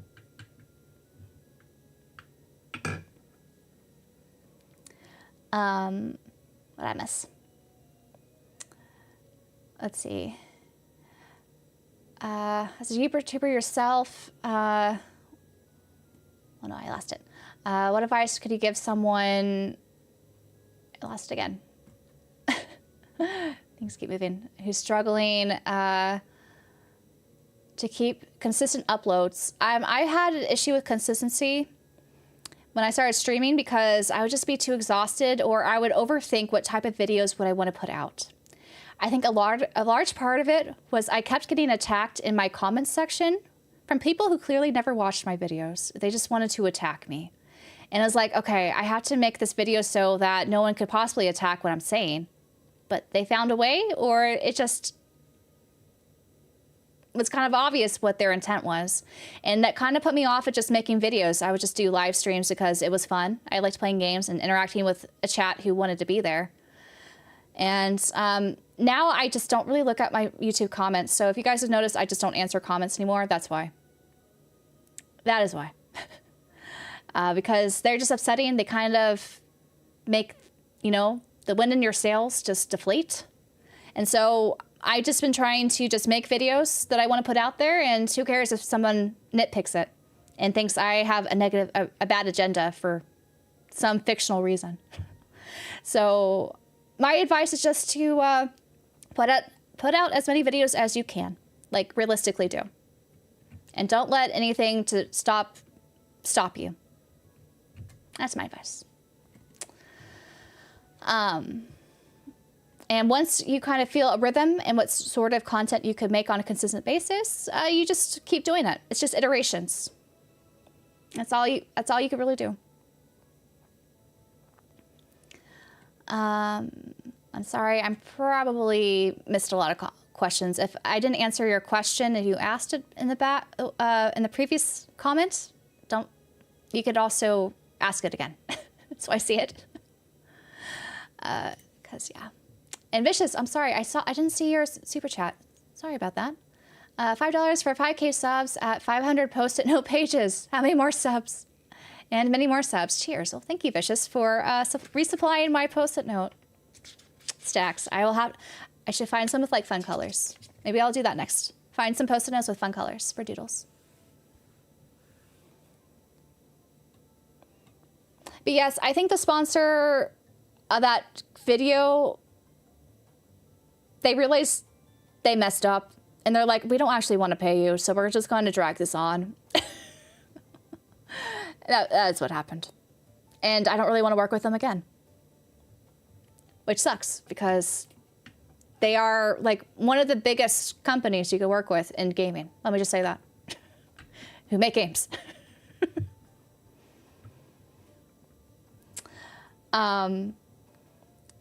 Do I need a manager? That would be nice, but it's hard to find a reliable manager. What can I say? I could try experimenting with thumbnails to see a lot of YouTubers get more views on that basis. I don't know what you mean by that. You don't like my thumbnails?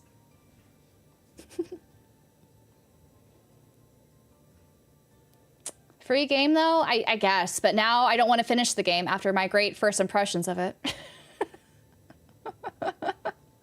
And I haven't bought it physically yet because I'm like, I have such a negative connotation towards this game, though the game does not deserve it. It's a great game. But man, that was an awful experience.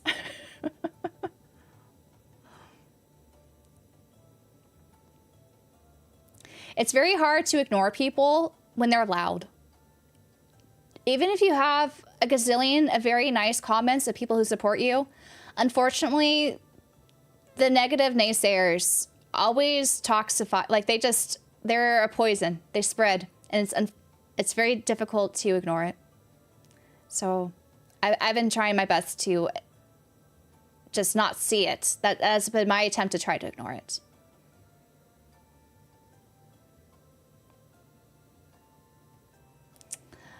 I won't say what the game is because I don't want to get in trouble, but you could probably guess what it was. It's not easy being a gamester. No, it's not. Am I not allowed to say who the company was? It's just bad practice to say it, I think. It wasn't necessarily the company themselves. I think it was more of the the go-between was probably, they probably are the ones who messed up the most. Not necessarily a company who just, we were not in alignment, apparently.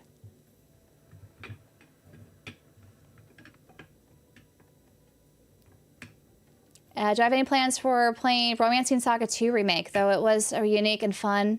I have it in my backlog. It's on my PS5 shelf. I don't know when I'll play it, but I do want to play it. I've heard good things about it.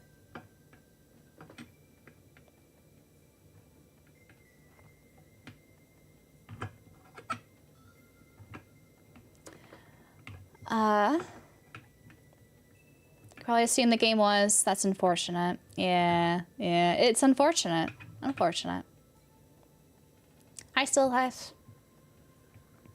Anyways, I had some questions on the post I made, so I'm going to go through those now for those who were unable to make the live stream. I think there's just a couple here. Dan asks, I have a question about your second channel. Do you have long-term goals on that channel, and do you see yourself continuing to make content for it in the far future? Since it's still a small, slow-growing channel, it seems like a labor of love at the moment. So that is referring to my Let's Play channel, Softly Orbal. And it is kind of just more of a side project for me because I want to have fun playing games on my own, but also just still sharing the experience because I know some people don't like watching streamers stream games because they're talking to chat. And so if I have a Let's Play where I'm just playing the game and speaking my thoughts without, you know, being interrupted by chat or, you know, just be definitely just immersed in the single playthrough, I thought that could be an interesting other facet to my content. I've also been asked multiple times for making ASMR content. I don't really see myself making ASMR content, but Softly Orbal is the closest you're going to get to ASMR content. So I thought maybe that would be something to try out. But yeah, I think a little bit of the second channel was mostly to hold myself accountable to be playing games outside of stream and to finish other games. And so I really want to focus that channel more on like older RPG experiences, mostly ones without like voice acting in it, so I can narrate the dialogue. That was kind of the idea behind it because there's a lot of older like retro JRPGs I want to play. I've never played before. I thought it would be cool to play as a Let's Play, and I unfortunately have had issues on stream with a lot of people backseating me and trying to spoil things. So I thought a Let's Play channel would be a nice solution to that, where I can enjoy playing games on my own, at my own pace, and then people won't just keep interjecting what I'm doing wrong or what I should be doing and trying to direct my playthrough, when I will just share my playthrough for those who still want to watch those. So that is kind of the thought behind Stop the Orbal. I'm still trying to figure out how to maintain that when trying to also upload 3 videos on my main channel a week. It's been a lot, but hopefully I'll get back to the rhythm of that. I might want to consider stockpiling videos or episodes like I did with Final Fantasy VI. That one, I was like 6 episodes ahead of when I was releasing them, which was nice. And I thought with Pokemon Leaf Green, as well as Fire Emblem Path of Radiance, if I were to just upload them after I played them, it may be like a good way to pace it out. But no, I've been falling behind. It's been bad. So I need to get back into gear with that as well. Have I played Adventures of Elliot? Yes. I have a video talking about it tomorrow. Is the plan. Alongside my experience with A Link to the Past. So the concept behind the video I'm releasing tomorrow is what are my thoughts on A Link to the Past after playing Adventures of Elliot. So I'm going to be talking about them simultaneously because I feel like a lot of people like to make comparisons of those two. And so I basically played those back to back and I can share my thoughts on them. Let's see, another comment. I was asked by Vorpal Bender, how do you best balance your day job and your online job without feeling burnout or negative impact? So unfortunately, I've not been doing much of a day job. I do have consulting jobs every now and then for the past year. That has been nice. It's awful trying to balance those out, though. I've done a good job at being very consistent with my streaming schedules, but my long-form video posting has not been consistent, and that has been what's been impacted when I'm doing stuff for work that's outside of YouTube. But yeah, trying to balance that a little better. And then JSSVC asked if in the future, if I get more subscribers, would I pursue YouTube as a full-time job?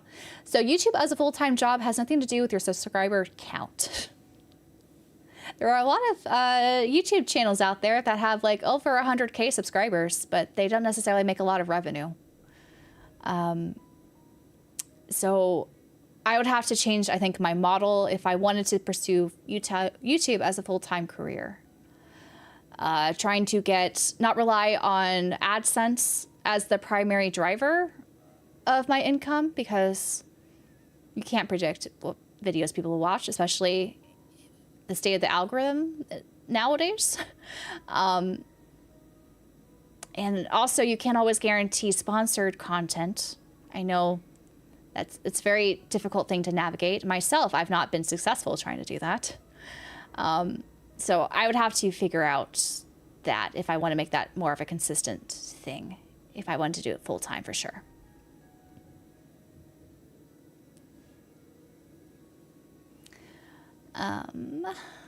Let's see. I think, and then Kugan, you had another question, the one you asked earlier. You asked, are there any goals you have to work with game companies for sponsored content / join other affiliate programs? I don't have like immediate goals on sponsored content. If there's a good opportunity that I think aligns with what I want to share on my channel and a good opportunity on their side that makes sense for me to do sponsored content, I will.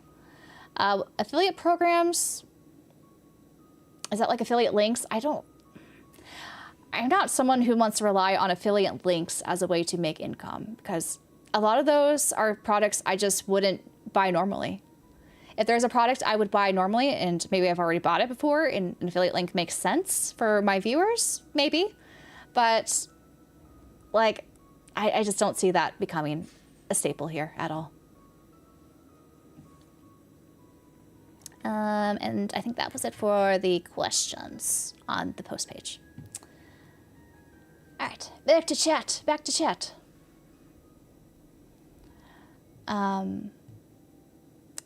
Sorry if backseating would have been so crazy in my Final Fantasy VI playthrough. I'm glad I played that on my Let's Play channel, Softly Orbal. I had people trying to backseat me, and I was like, I'm like 6 episodes ahead of when I posted this, so good luck trying to backseat me now. They're trying to backseat me in the comments. That was funny. Would I consider playing Pokemon ROM hacks or fan games in the future?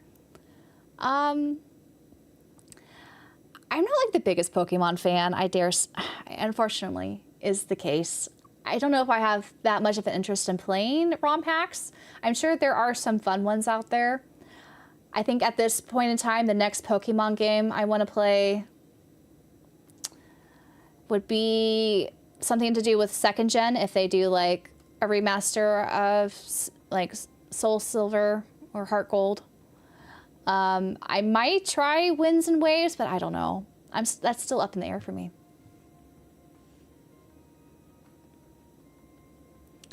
I did get Legend ZA when it was like really cheap at Costco a few months ago. I have not tried it still.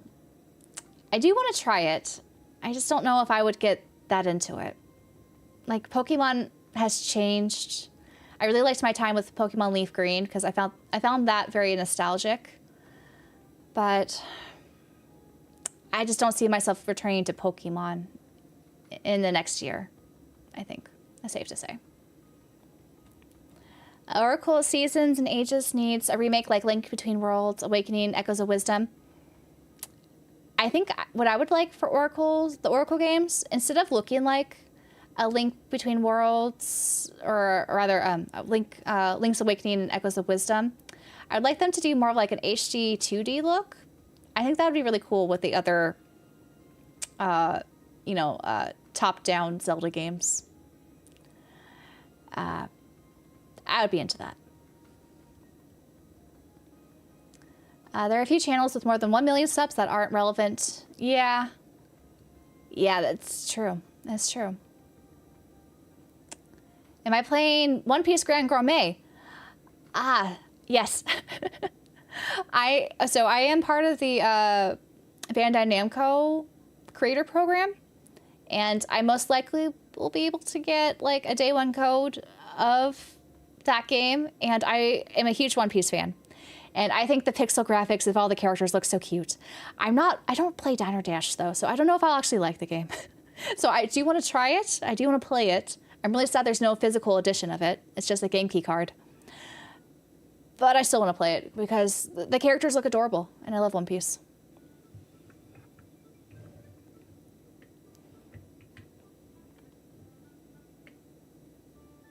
Thanks for clarifying you could play Xenoblade individually if you want. You thought of trying the second game. The second game is my favorite. I do recommend it. I will say, if you never played a Xenoblade game before, though, the combat could be so weird to get into. Like any of them. 3 is probably the easiest one to get introduced to the combat the quickest. 2 is probably the hardest, but there are plenty of tutorials on YouTube to get up to speed of how you should play the game. But 2's great. 2's great.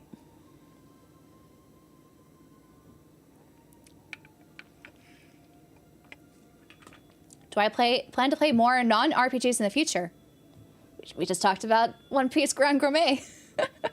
But yeah, I'm interested in Veronica because I've been playing more Resident Evil games.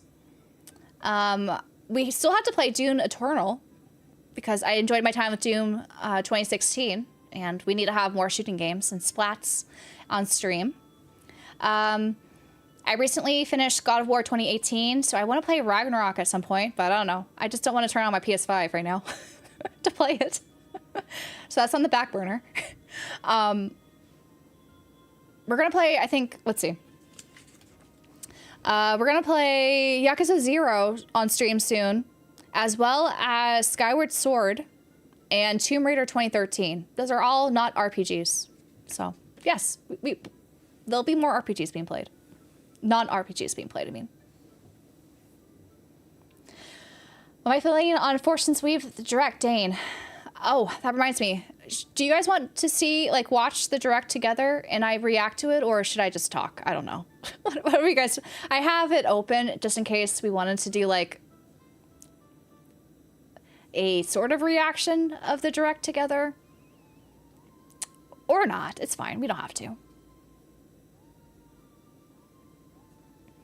I feel like the only thing that'll pull you back in Pokemon is an HD 2D of first 3 gens. That would be a great... I would like that too, actually. Particularly Gen 2. But yes, I agree.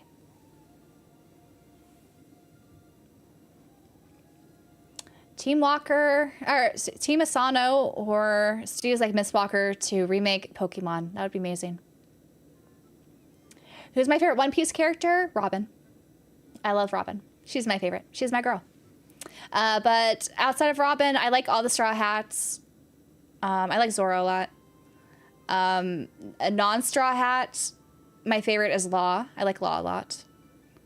There's so many great characters in One Piece, though. So many.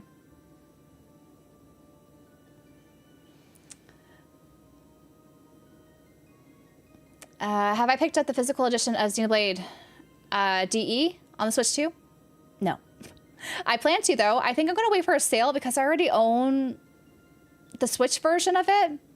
And I might be able to luck out and get it like $20 off somewhere else if I wait, like around Black Friday. I'm not trying to buy a bunch of games right now because I have to save up money for PAX West.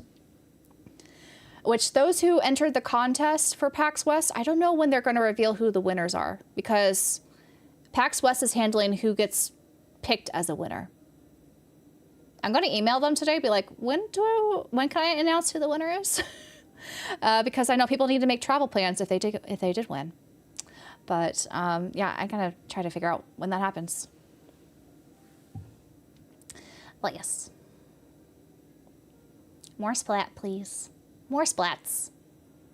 But yes, I want to get all the Xenoblade Switch 2 editions physically. I'm just gonna be very patient picking them up because they're not gonna sell out.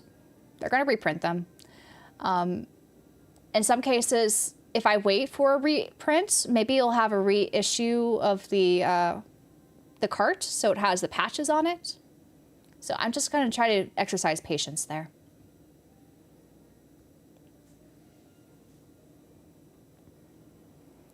Hey, would you say your backlog is longer because you're a collector versus if I weren't? Actually, my backlog is humongous because of Steam. I'm in my family shared library on Steam.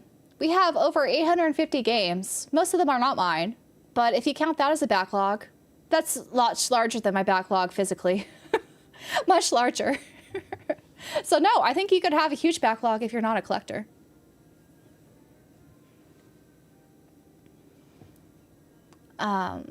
Definitely, we have been lacking on the splats, Joe, in streams lately. We'll have to bring them back.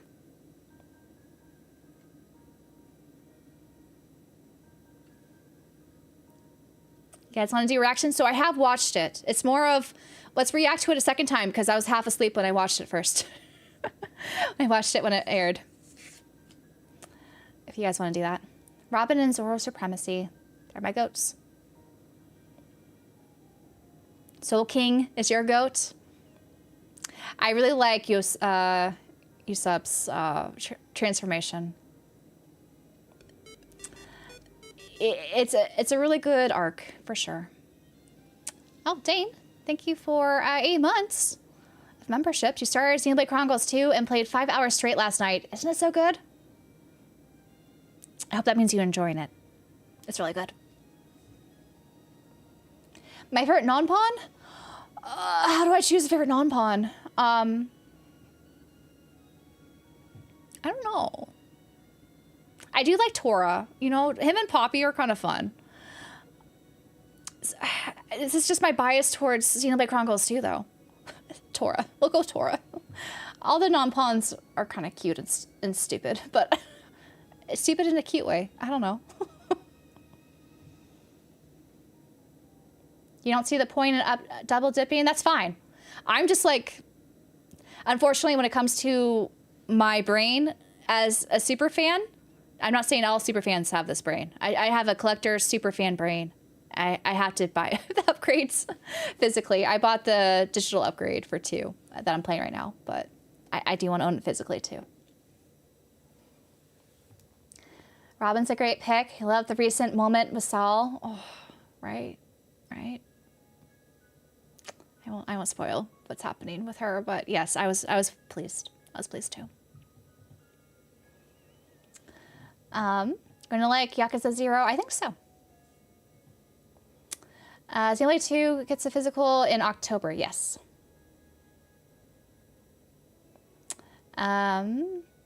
It's expensive in the aftermarket. Actually, 2 got a reprint, so it's not that pricey on the Switch 1. And definitely not now with the Switch 2 version, I think. That's going to be the definitive version. Yuri said your brother won't come on the channel. Would his girlfriend be willing? I could ask her. She is very shy and reserved, though, so I have a feeling she wouldn't want to. Like, I consider myself a huge introvert, but she's much more of an introvert than I am. I could ask her, but she actually is the one between my brother and her. She actually plays JRPGs. My brother, he dabbles in them for like maybe 5 hours and then stops. Because they're not for him. I don't know what to talk about, though. I could try to get her into Trails, but she has not gone into Trails yet. She likes Final Fantasy. She loves Final Fantasy. She's actually huge into Final Fantasy 14. Like, she has a guild and everything. But, yeah. Steam sales are the #1 cause of backlog inflation. Yes. Or those humble bundles back in the day. Yeah. Shanks is the GOAT. I like Shanks as well. So many good characters in One Piece. You're going to get into a good RPG, but unfortunately you're stuck with the PS4. I'm a longtime gamer, so you played a lot of them. Any recommendations on hidden gems on the PS4? So the PS4, I didn't play a lot of because I actually never owned a PS4. I only was able to borrow my brother's PS4 to play Trails in my summers when I was in grad school. So I've only really played that game. What's on my shelf?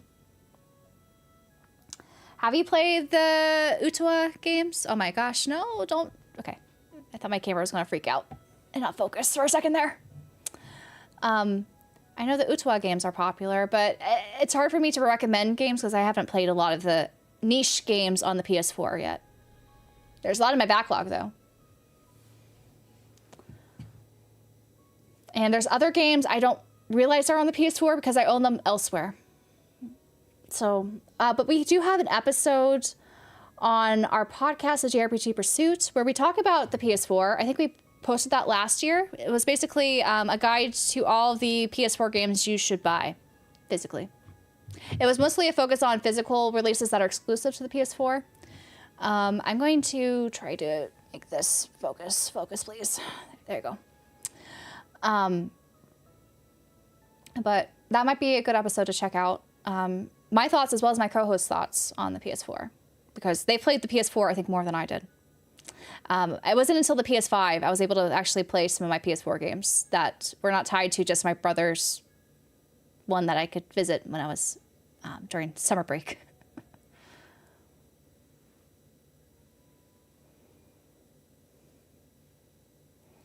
You showed your girlfriend the opening cutscene of Xenoblade 2. She thought that was the ending, and I told her it just started. It only just starts there.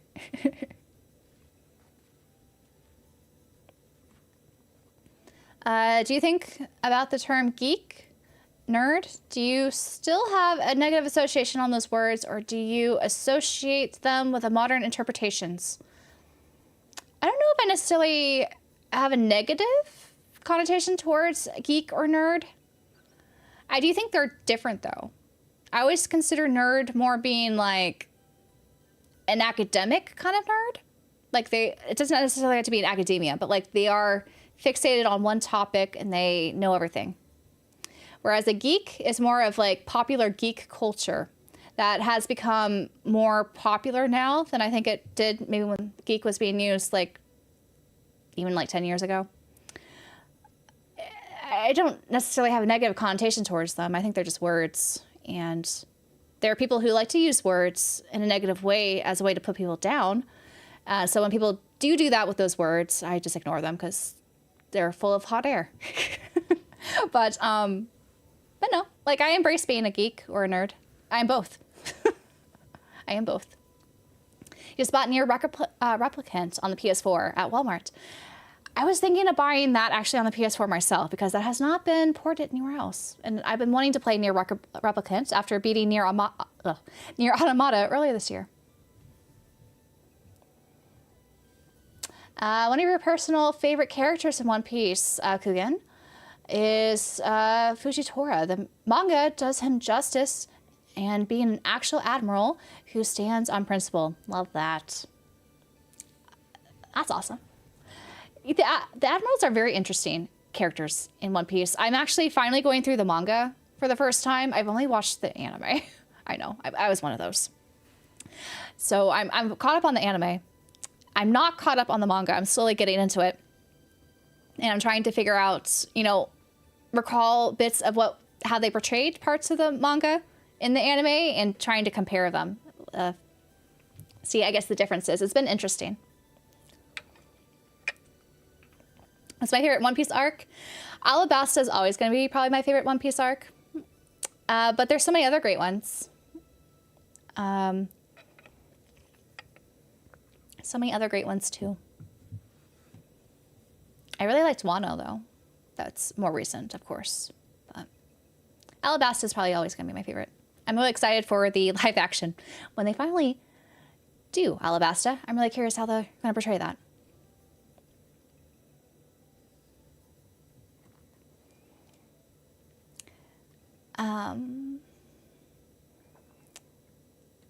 Let's see.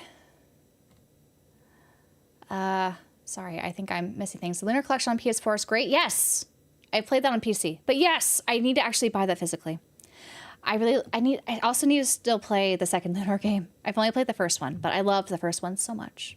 It was really good, the remaster collection.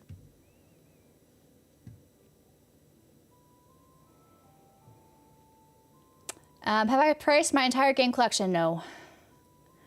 I don't really think of my game collection as an asset. I rather, when it comes to financial things and assets, I stick to more traditional investing. Because this become worthless someday. It depends on if people want them or not. Any nostalgic or, you know, pop culture thing, it can become worthless someday. And I trust markets a little bit more financially. I noticed you're not really into first-party Nintendo games. Is there a reason for that? I didn't grow up with them. My first ever console was, home console was the Switch. And so I never really played the Marios.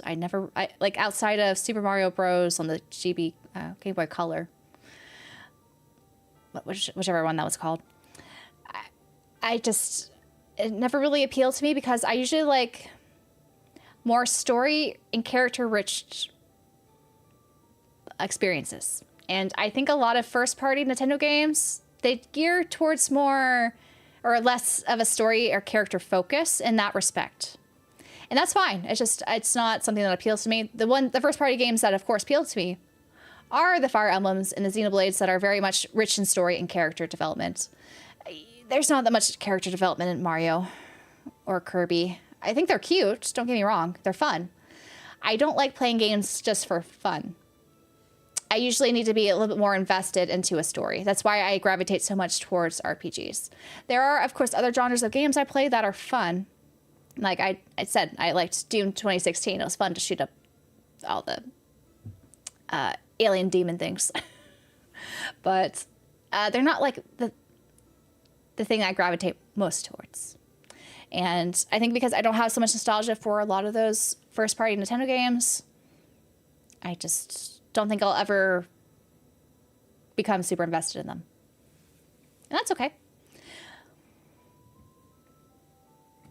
I think another part of it is I don't like party games, and a lot of things around Nintendo IPs are centered around party sort of games.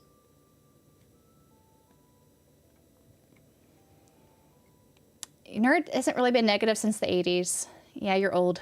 You can see it in the movies, for sure. I would say they used to live in the 90s as a downplay, but... What's a good starting point for Atelier? It depends what you want. My first ever Atelier game was Aisha, and I still love that game. I still love those characters. I think that's a great introduction if you want to test out some modern Atelier aspects, but also still have the time management simulation. That's the foundation for the earlier Atelier games. If you don't care for times like simulation or time management at all, and you get anxious about timing things, which you don't have to feel super anxious about time, I would say, in most of those Atelier games. But some of them, it's just whenever there's a counter or countdown, it can be very anxious. I don't know. That's how I feel usually. Somehow, Aisha was kind of the exception to the rule. But anyways, the Ryza games I think are also great to try. Particularly the first two Ryza games. Like, I think the first Ryza game's good, but really 2 is what sold me on the Ryza trilogy. It was a really good experience. But if you want to try to not go too much into the back catalog of the Atelier games and just try the newest stuff, you could just try Yumiya. It's a very different experience from all, like, the Ryzas or the earlier Atelier games. There's just the combat's a little bit different, and it's more focused on kind of like an open world sort of exploration. Less about the character moments that is really emphasized more in the earlier Atelier games. So it depends on what you want. Have I played Clannad? I have it. I've not played it. I've seen the anime, though.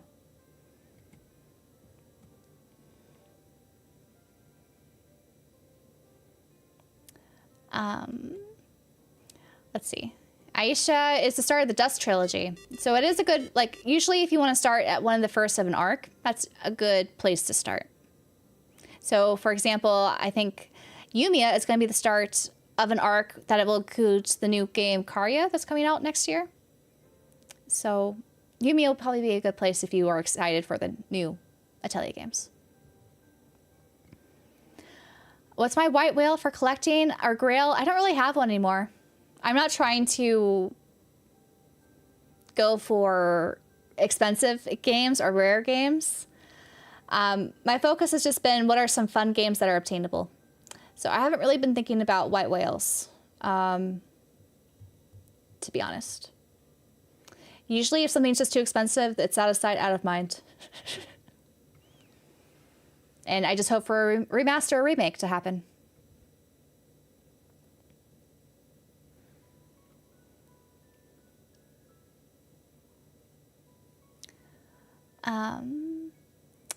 Super Mario RPG has a story? I have not played Super Mario RPG, but hey, it's an RPG. Maybe I should try it.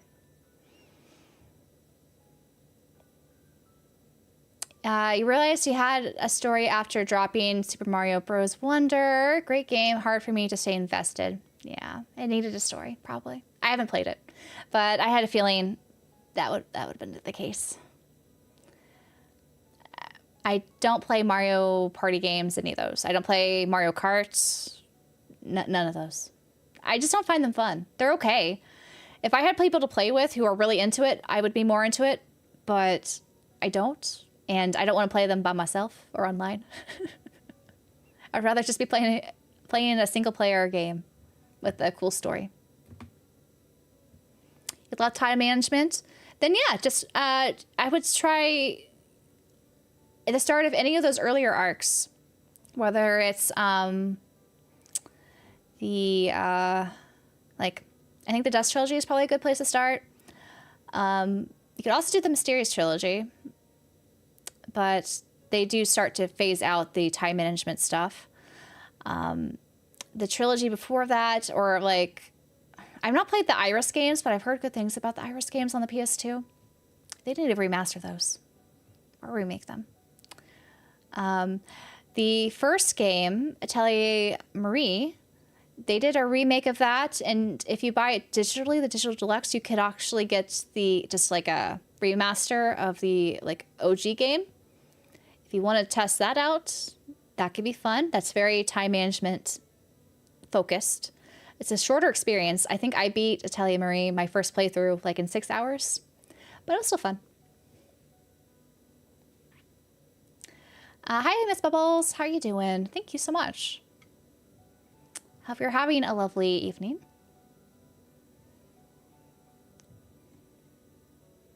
And also, thank you for becoming a member. Well, you don't have to. Thank you, though. I appreciate the support. About your first Atelier game, Atelier Marie remake. Oh, Coogan, I hope you like it. I'm assuming you imported that, the Asian English version. Do I read comics or Marvel, DC? I don't really read a lot of comics, no. I've only read some graphic novels. So the equivalent to that is Watchmen. I read Watchmen. I liked Watchmen. I've not really read any other superhero stuff, though. I like Saga, though. Saga is a good graphic novel series. That's sci-fi. Will I get Xenogears and Xenosaga 3 eventually? Maybe. I don't know. I look at the price tag. I'm like, do I need this in my collection? Do I need to pay that much money to own these? Are they going to do a remaster or remake that I could just buy instead if I wait? It's hard. It's hard. It'd be nice to have them, but I'm not. It's not like a priority for me to buy those expensive games. Though it'd be nice to complete those in my collection.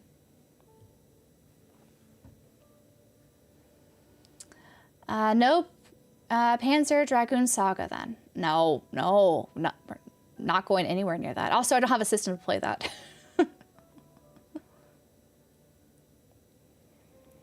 You inspired me to pare down my video game collection because of one point I got out of control with it. It's easy to do. I think in any hobby you get into, you could easily lose yourself in the process and go a little bit further than you had initially, set yourself out to. Because I think like with any hobby, it's very easy to push those goalposts and keep pushing them further away because you just really like the experience of going towards a goal rather than actually accomplishing a goal.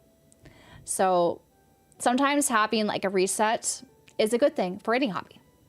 And whether it's a huge purge of a collection that kind of help you reset and refocus what you wanted your collection to be, or some other aspect, I think is almost fundamental to really appreciating your hobby.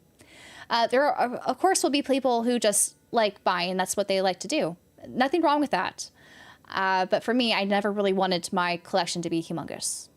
Even though people say, just look at my shelves back there, I have too many games, which is fine.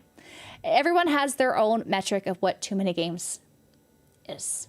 And it's good to find what your balance is. Orbology, did you 100% Xenoblade Chronicles 2 or did you get close? I did not 100% it, no. There are a couple blades I didn't actually pull. I think there were like 4. Technically 1 I didn't pull, and then I think I didn't get like the stuff that you get from the side content. Like I don't think I got, is it Shulk and Fiora, yeah, I think I didn't get like the previous Xenoblade characters. I didn't realize I never got them. And I think you do that by doing some of the battles or like side merc stuff. But outside of that, I basically did a lot of like almost everything in Xenoblade 2. I did all the side quests. I didn't do every single blade quest, but I almost did every single blade quest of the ones I had. But I restarted my playthrough, so we're starting fresh. No Smash. No, I don't play Smash. There's some games that really make my thumb hurt. Oh, are there? So your Super Mario RPG is one of them. Oh, really? Is it because of the time mechanic? Interesting. Can't believe you're not going to be a competitive Smash player once Estelle is added. If Estelle does get added to Smash, I would borrow my brother's copy. I think he'll probably buy Smash and experience her that way. I don't need to buy her. I'm sorry, Estelle. Cheers from France and kudos to 50K. Thank you, JBB. Love your content and the community since the beginning, and you got me back into collecting. Thank you for the passion sharing, of course. Have I hope to see me play Grandia or Lunar one day? I need to play the Grandias. I have the HD collections for the first 2 games on PS4. I was thinking of streaming that, or better yet, I'm probably going to do that on my Let's Play channel at some point. I don't know when, but I do want to. Lunar, I played the first one already, but I do still need to play the second game.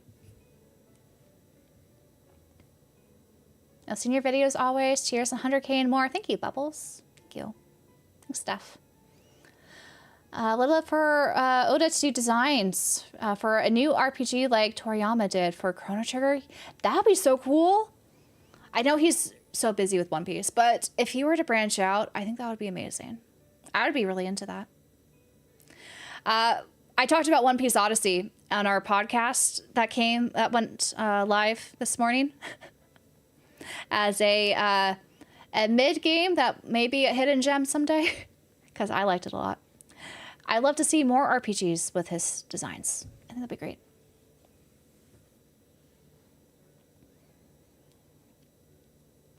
Definitely be here if you did a playthrough of Xenogears. I'm like halfway through my Xenogears playthrough. And I have not picked it up, I think, in a year. I feel bad. I need to probably restart it. I've been playing it on my my Vita. I should try it again. I liked it, though. I did like it.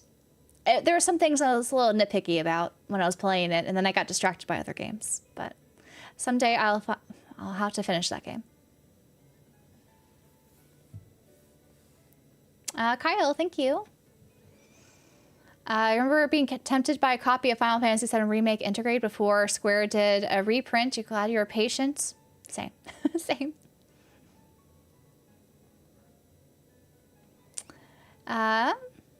You like to call your backlog a library instead? I think the library terminology is better, especially if you've curated your library. Steam library is insane. You need to stop.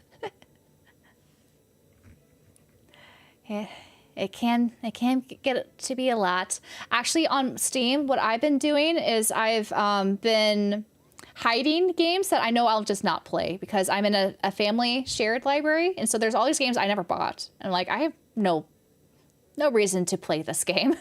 So I've been hiding it so that my choice paralysis when I'm browsing my Steam library is reduced. It's made things so much better. And then all the trials or the demos that I have on there that I've downloaded, I've just hid those away once I get the full game. It's been nice. It's been nice. Oh, Quick Nova, thank you for subbing over on Twitch. Appreciate it. Grandia 1 is fantastic. Really keen to replay it. Would you replay it on the HD remaster? Or the OG? How many hours is the story in Sky 1? Which version? I think it took me 80 hours to play the remake, but I was talking to like all the NPCs and narrating that. So I think you could beat that game in 60 hours. The OG game, I played that without knowing there were secret quests. So there's content I missed and I was confused while I was playing it. Like, why is my bracer grade so low? I thought I did everything, but no. I did not know that there were some hidden quests there. I want to say that took me 45 hours. So that could be boosted to like 50, 55 hours if I did everything with a guide. I wonder if they have a mod on PC to remove the filter on Grandia 1. I bet they probably did. There probably is one. There's got to be. You enjoyed One Piece Odyssey 2? You own the rare Switch version. The Switch version actually includes the extra stories, right? I've not actually experienced those. I've been considering that. Is the Switch version rare? I didn't think it was rare. I just know they released it after the PS5 version. But I didn't know it was rare. The word most people describe Xenogears is ambitious. Yep, I believe it. And they ran out of budget and time, right? So that's why the second disc is basically a visual novel.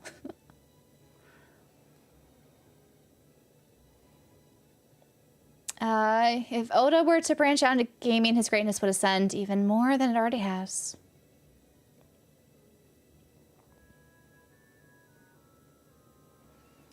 We're getting Steins Gate in October. Octet of Shifting Space as a pre-order bonus. Super cool. Is that the live performance? I saw that was a thing. Or, oh no, Octet of Shifting Space. Is that like a secondary? I'm trying to remember. I've not played Steins Gate, but I am excited to pick that up on the Switch too. I think is what I will be doing. And it's nice it comes with a steelbook too. I've been liking how Spike Chunsoft has been doing the steelbook inclusions on the launch editions, but also having the retail, like, standard case in there too.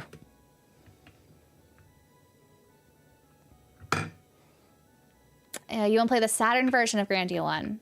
Apparently it's the quintessential version, but you need to emulate the English patch to it. Ah. Well, I hope that's easy enough to do. I've not tried to emulate any Saturn games. How many hours have I put into Xenoblade Chronicles 2? The new one? Or, okay, so, what was my... I think I had 135 hours in my original playthrough. And right now I'm like around 10 hours in the Switch 2 version on my replay. I have not put as many hours as I would like on Xenoblade 2, but I do plan on just playing that all this month on the side. So, going to do that before PAX West comes.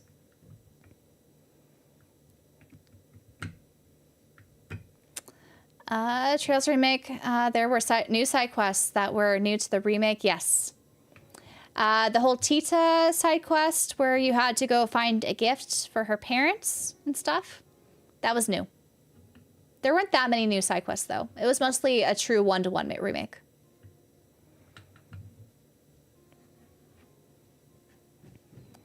Let's see. That's what the guy at GameStop told you anyway? About what? I'm sorry, I think I missed what you said up above. Thank you, Justin. Do I emulate at all nowadays? I have so many games in my backlog that I don't need to emulate. So I haven't really emulated. No. I'm not, like, against it.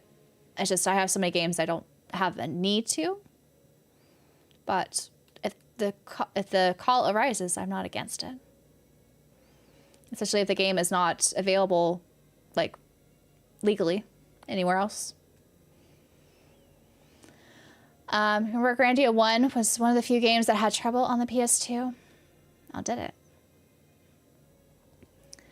You need to clarify One Piece Odyssey has extra content in the Switch version. So you could get the extra content as DLC on the PS5 or the PC version. But I believe they put the extra content on the cart on the Switch version. How many hours did I get into Torna? I want to say 25. I like Torna a lot. I did like everything Torna. I even did all the unique monsters, I think, except maybe one.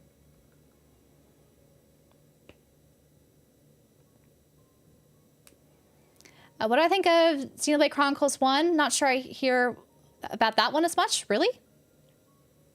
I think I actually had that one be in my top 10 games of all time video. I talked about Xenoblade Chronicles Definitive Edition, not Xenoblade Chronicles 2, because at that point, I didn't really realize Xenoblade 2 was my favorite. I was still thinking about how epic the story it was in Xenoblade 1 and just how different it was. And so I talk about it quite a bit, actually. It's just, I probably talk about Xenoblade 2 a lot because I was excited for its, I guess, Switch 2 version upgrade the most. But I thought Xenoblade DE, when I played it in the midst of COVID. And I have a lot of memories playing that by myself because I was in a different state. I was in a very strange situation, like job-wise. I basically moved somewhere thinking I was be starting this job up, and then the job basically closed down when COVID started, and so I was stuck there. And I ended up playing a lot of games at that point in time. That's when I finally got a Switch. And Xenoblade Chronicles DE was one of the early games I played during that situation. Missed COVID, and I just remember being so swept away by the scale of the game. Like, it was amazing that how large the world was, especially with it being, you know, a Wii game originally. And I really liked the whole concept of the Monado, where you kind of stop time, and that was part of the combat mechanics. I never really understood the combat mechanics that well. It didn't really click with me until like the last few hours of the game. I was like, oh, this is what you're supposed to do. Okay, I think I get it now. But despite all that, I did plenty of, you know, brute force sort of work and did all the side quests. I think I beat all the unique monsters in that game. I love the game that much. And I just really liked how many twists and turns there was in the plot that just kept me on the edge of my seat. The characters I liked, but I don't think they're quite as fleshed out as I would have liked. But for the most part, very positive experience with Xenoblade. And that was why I was so hesitant to start Xenoblade 2, because I heard everyone telling me, Xenoblade's so much better than Xenoblade 2. You're going to be disappointed when you start that game. And so I went in with that kind of negative expectation. And it was kind of a false negative expectation. I really liked Xenoblade 2 a lot. But I still love DE. The percentage of games have I completed? Of my Steam library? Of my physical library? Of what? There's a lot of games I've not played. What can I say? But I have been playing a lot of games. I've beaten at least 23 games so far this year. We're going to be beating a lot more soon. Oh, Darth Nacho, thank you for the super chat there. Trying to get into Yakuza was 0, and it's not pulling me in. Trying to force it, but may need to move on. You know, sometimes that happens. I have not played the Yakuza games, and I'll be starting with 0 soon on stream, because I had it redeemed. I have this list of all the games that have been redeemed using channel points on Twitch that I'll play. Yakuza 0 is one of them. But I think if you go into it thinking it's going to be like a JRPG, like Dragon is, you might be disappointed, because it's more of a beat 'em up game, right? And a lot of the, I think, things that make Yakuza 0 so interesting are all the subplots. So it's not necessarily the main plot, but I think when you do all the side quests and things, and how like weird, like, you know, sometimes it feels weird saying that, you know, these Japanese themes are weird. But as a Westerner, it looks weird. It's not as weird, probably. So maybe I'm applying something to it in a negative light. But despite all that, I think it could be fun. But if you're not feeling it, you know, sometimes it's, you don't have the game's not necessarily, or you're not playing the game at the right time, maybe. So it's okay to put it down. Maybe revisit it another time if you want to give it another shot. But again, it's totally fine to move on to another game so that you can experience or enjoy the game you're playing. You got into Trails because of COVID? You got creative with setting Xenoblade Chronicles 1 for sure. Yes. Yes, they did. You're saving the Sky remake for when you need a real banger to play. The original trilogy were some of your favorites. I love the remakes then. Love them. You guys keep asking if my brother's going to cameo in a video. He does not want to be known online. He's like, no. Not even his voice. He does not want to be online. He's very much against it. But yeah, he does play an integral part of my history in games. Your backlog must be the ultimate final boss at this point. It's okay. It's a library. You know, it's a library of experiences I have yet to enjoy and hope to someday. Hydration. Thank you, Dale. Everyone says 0 is the best one. Really? I thought people liked A Like a Dragon the most, but maybe that's just from JRPG players because it's turn-based.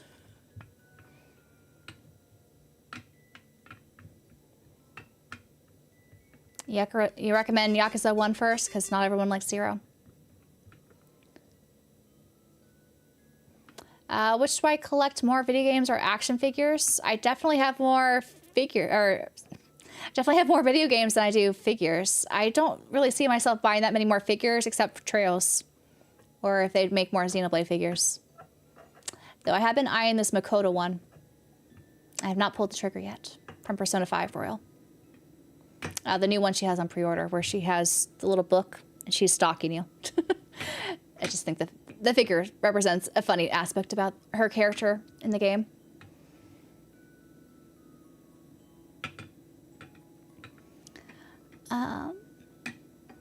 Let's see. I feel like Xenoblade 2 is either people's favorite or least favorite Xenoblade. There's a very divisive and polarizing view of Xenoblade 2. I think it is definitely true. Most people love it or hate it.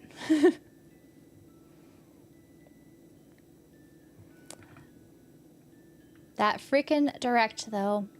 Fire Emblem? We haven't even gotten to the Fire Emblem portion of this. Just been chatting.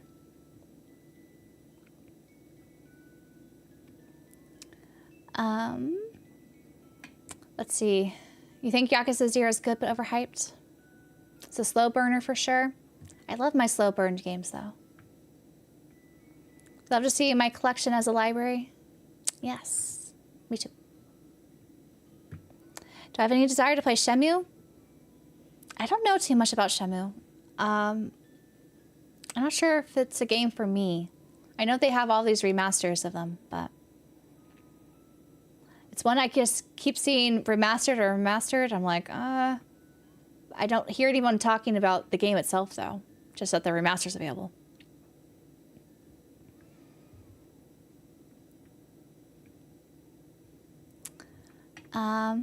Makoto is Emily's spirit animal at this point. Is she? Is she? There are a lot of similarities between Makoto's character and myself. Maybe that's why I like her a lot, but I don't know. What's a game or series you really want to try but don't hear others talking about?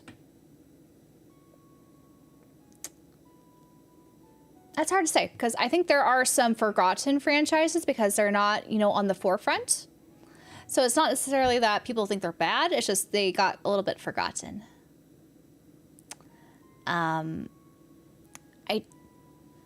So there's a lot of those. Mostly a lot of JRPGs are the ones that are coming to mind that I would like to play someday. But I don't know if they're ones that people they don't talk about. It's just more of, again, it's not in the forefront because they haven't released one in a long time. Like Wild Arms, we haven't had a Wild Arms in a while. Breath of Fire, I've not played those. So many. Do I watch a lot of movies? Not these days. The most recent one was The Odyssey. I went to that in theaters. But prior to that, the last movie I saw in theaters was, what's it called? Dune 2. But usually when I want to sit down and watch something, I'm either going to watch a drama or I'm going to watch an anime. I don't usually sit down and watch a lot of movies these days. But yeah. Would I play Red Dead Redemption 2 on stream if it was redeemed? Yeah, I have it in my backlog. It's on the PS4. I would consider doing that on stream if people want to watch me play Red Dead 2. I like Western stuff, so I feel like that would be kind of fun just from that aspect alone.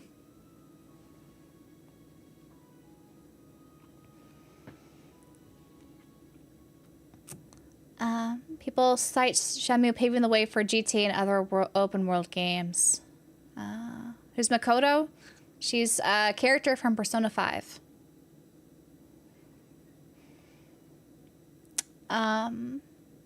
If you drop Yakuza, you're probably going to pick up Pragmata. I've heard good things about Pragmata. It's going to be a short experience, but I hear it's fun.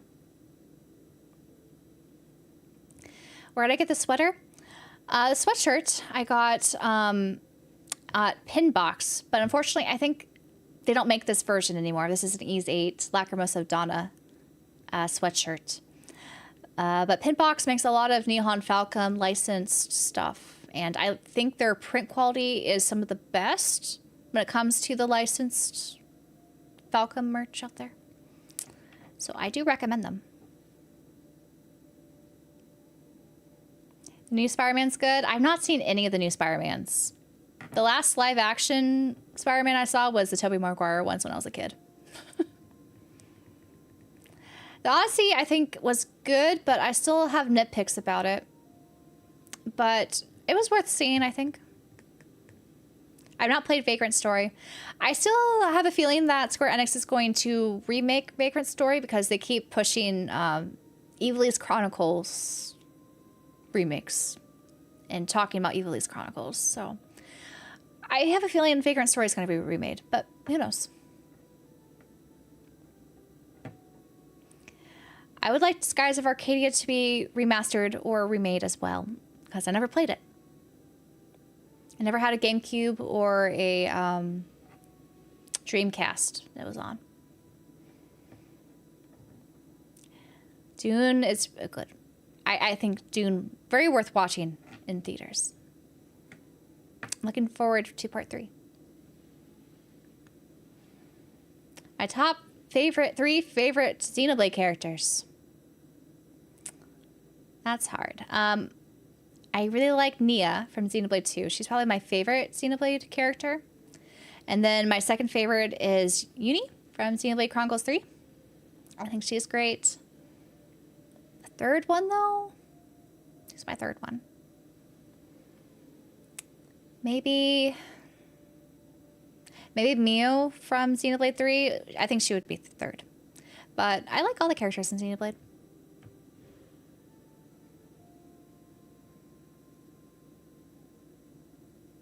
I know. I'm surprised no Breath of Fire collection from Capcom yet. Capcom are just allergic to JRPGs, aren't they? They don't want to touch them these days. I saw the new Avatar Aang animated movie. It was good. Aang is like 25 years old in the movie. I've not seen any of the live action Avatar stuff. I want to rewatch this series, though. It's been a while since I've seen the animated series, and I never saw Korra. Red Dead 2 would be long, but incredible.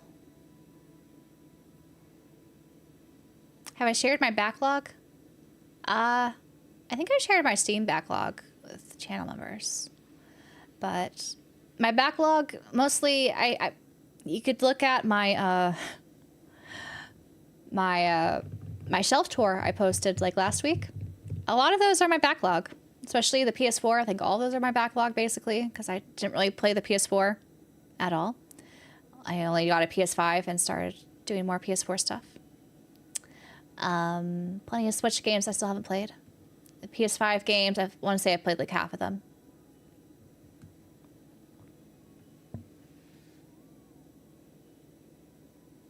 Do I exclusively buy statues or posable figures too? The only posable figures I have are Nendroids, and I do have Figmas. Like Uni, who's my second favorite Xenoblade character. She's a Figma. And I have Mio as well. But for the most part, I just have scale figures because I like them the best. And they're usually made of characters that I like the best. I don't really have any other action figures other than these Nendos and stuff, but they're not really action figures. They're just more of a posable figure that different parts. For example, those are just a few of them. Vagrant Story was Squaresoft before Enix. I don't know. Maybe.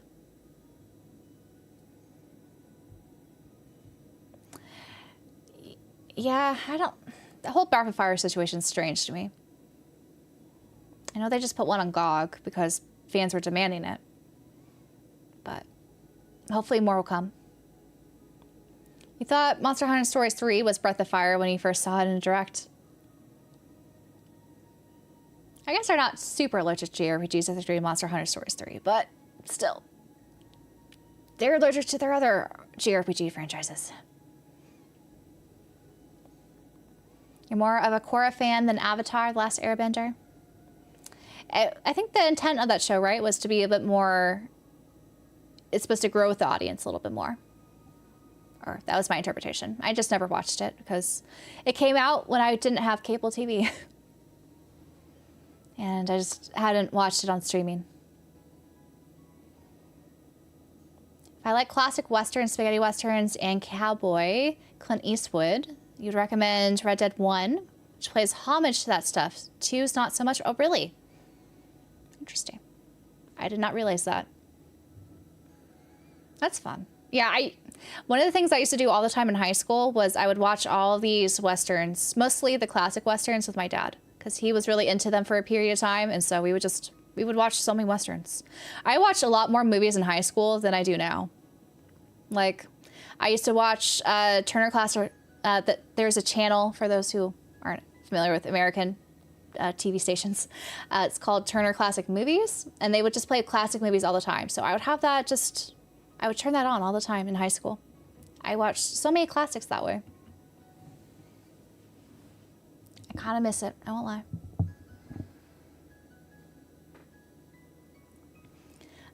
Which one of your backlog games am I most anxious to play in the future? Most anxious? Like, in a negative or a positive way? Because you could be anxious, like, I can't wait to play this. Or anxious, oh no, I'm kind of dreading to play this. I'm anxious about it. I don't know. I have so many games in my backlog, and I'm just, I guess, trying to get through them calmly and try to balance also new games. You got the Exodia opposable model kit. How you put it together? I've been considering getting some Yu-Gi-Oh! Model kits. But Bandai, I still feel annoyed at Bandai's model kit for this Digimon model kit I built, and it decided not to stay together very well. The build was not that nice as I was hoping. Did I pre-order Chain Echoes from Super Rare? I did. I never got my money back from first print games either. I'm glad I did not order the limited edition. That's all I'll say. I'm still annoyed at the whole situation though.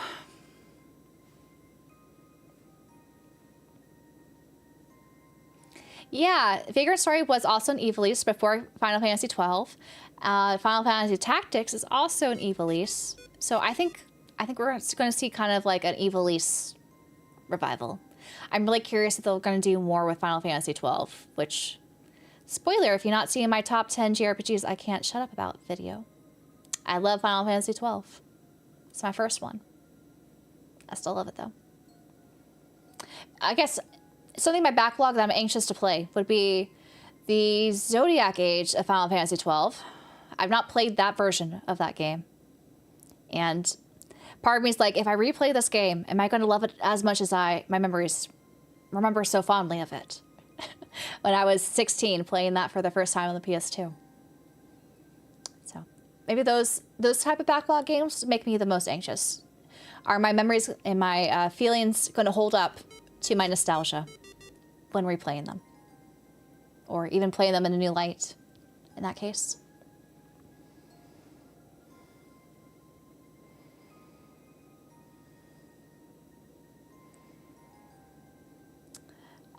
Do you have a physical collection of movies or anime? I do not, but I own a couple movies.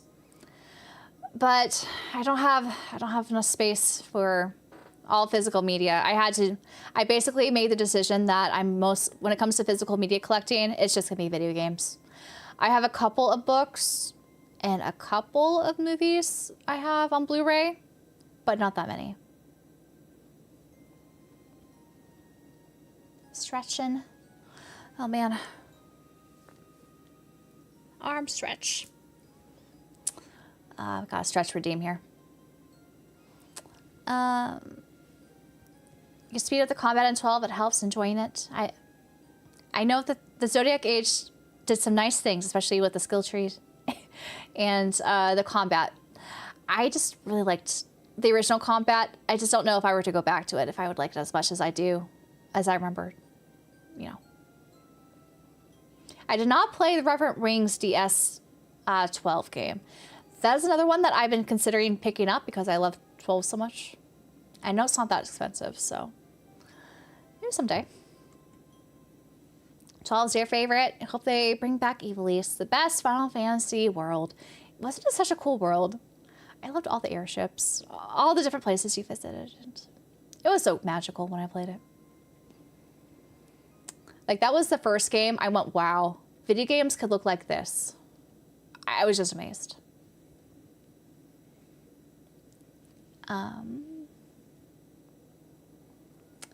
Let's see, pre-ordered games from Strictly Limited Games from, oh, yeah, they're not the best. They don't have the best track record either. I have a couple Strictly Limited games, but I got that, like, after they released on sale.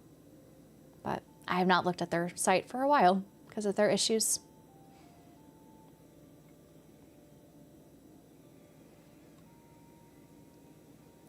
Thank you. Enjoyed the Zodiac Age, but nothing will beat the first Final Fantasy game. Yours is 8. It's your favorite. It's something about, you know, people's first Final Fantasy games. Always special. I need to play 8. 8 is one I need to play. And 9. I'm probably going to play 9 first. Because a lot of people wanted me to stream that or record a Let's Play episodes or series on Final Fantasy 9 on Softly Orbal.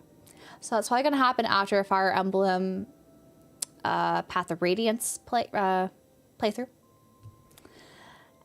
Eventually, when I get to 8, I'm just kind of hoping that they do a remake.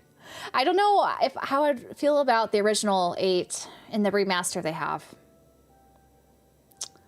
I feel like that is like the best candidate for a remake in the Final Fantasy series right now.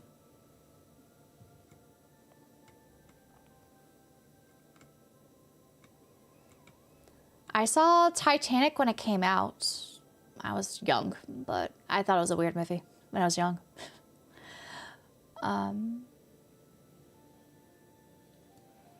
Your favorite Final Fantasy is 13? I need to try 13 again.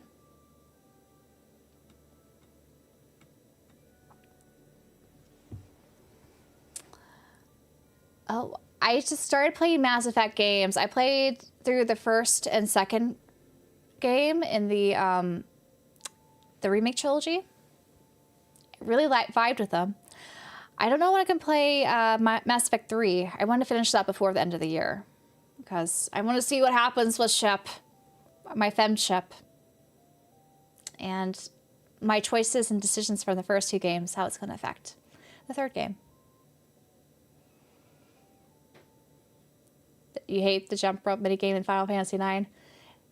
There are a lot of minigames I don't like in plenty of RPGs. I don't blame you.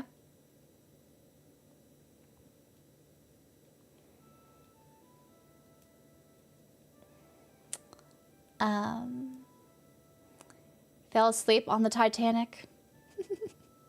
Yeah, it's a little overrated, I think. But the premise of what happens at the end is true. It's not a love story.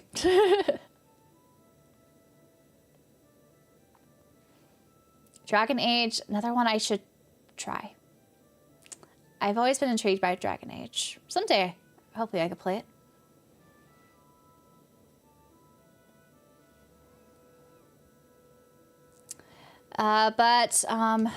Let's see. You guys don't have that many more questions for me. Should we go through the Fire Emblem Direct and talk about Fire Emblem Fortune's Wave? I kind of promised more Fire Emblem talking here. So we could do that if you guys would like. I prepared what that were to look like. Yeah.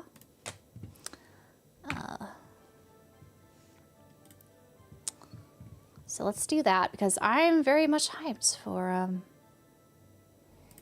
all this. Let me change this. So I need to edit the volume here a bit and figure out. Sorry, I need to make sure that it's gonna have the sound. It's gonna take me a second. Okay, here we go. Here we go. And why are you guys all the way up here? Let me move you down.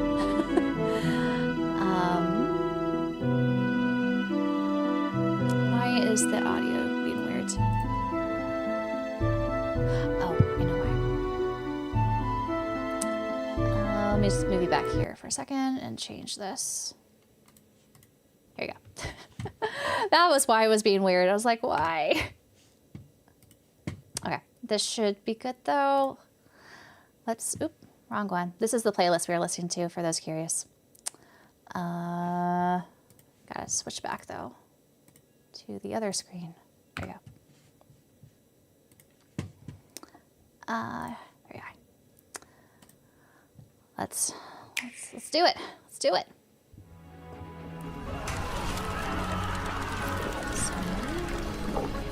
Come. What is this? Auto. Celebrate Subtitles? the second birth It's auto-generated. this world's Oh, I'll do it. rightful ruler. At the advent of the underworld. So, relive the glory days of Fire Emblem? We'll never win the battles ahead without them.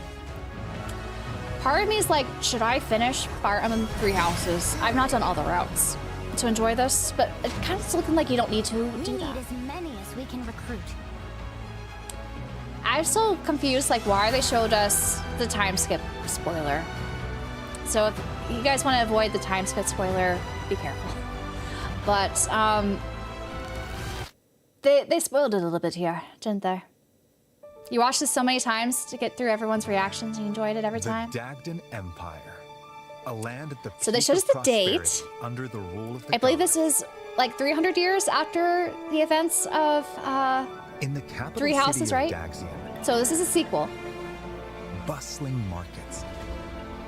Ports teeming Graphically with though, I'm trading excited. ships, It looks really good. It looks so much temples to better the than Three gods, Houses and other establishments. So I'm curious line what's the gonna look crowded like streets. in This hand. is also where the heroic games are held in tribute to Dagda, the Empire's first and founding king. The heroic games have begun! Have begun. It's said that Solel, the current ruler, will grant one wish. To I wonder how whoever much he wins the plays. game. Like, can you recruit this guy? Those vying for the prize hold strength, determination, and undying convictions they refuse to yield. And also, like, the plot-wise, I don't know if I like the plot as they described it so far. The story revolves around four heroes who I- have entered the I heroic appreciate games. how there's four Who you distinctive choose heroes. will determine how the narrative unfolds. And it'll be as interesting how they fight build for up glory. to the games. Kai is But a young boy it's all just about living in winning the peaceful games? village of Ribera. Like, there must be On more his to it than they're 15th telling us, birthday, right? His father is imprisoned beneath Daxian for crimes committed. He looks so young. I don't know who I'm going to play first. Because I don't think I'm going to be playing this in parallel, like they said you could win do. the heroic games and save his father. Justice for his dad. Dietrich, ever in search of a stronger opponent, is attacked by an He just gets enormous evil vibes, monster doesn't he? while I wonder, saving like, the how sword cruel sea. his route's going to be. Like, maybe he's not evil, but he just, then I watches can't help but ashore think in he's the going to be foreign land of Dagda. dark looking. This is where, between battling And when he does bandits that. and beasts, he learns of the heroic games. To slake his thirst for battle, Dietrich You're gonna decides do to Dietrich compete first, in you think? heroic games with new allies. He at just his wants to side. fight strong people. That settles it. Time to At hit any the cost. road. I think she's cool, Esmeralda. I think some of them have, like, cool, like, automatic Hailing from the groups. kingdom of Ceramus in the south, Theodora represents a culture that worships the keeper of death. So and she's night, trying to push her a goddess cults, right? loathed throughout the land. On everyone to recognize who they Swearing worship. To restore the honor of her goddess and defend the faith of the people. and I'm the curious more peace about of her story. Is it kingdom. just about Theodora leads her veteran retainers The into goddess? battle with the goal of winning the games. Dietrich? You think he's a crazy, or you think he's gonna be a descendant of Mercedes? Really? A young woman born into prestige and Lita blessed with definitely seems like the musical most talent. interesting out of the Lita four. is consumed by rage. I think she's gonna be one following most her people play father's first. murder at the hands of an unknown assailant. Her design looks really nice. Having given I don't blame everything you. to seek revenge, she eventually learns of the killer's plan to participate in the heroic games. Alive! I will kill him. To bring an I will end kill to him. the man who murdered her father, Lita heads to Daxian. I like its story of to support revenge, his man. companions She has a in story of time. revenge.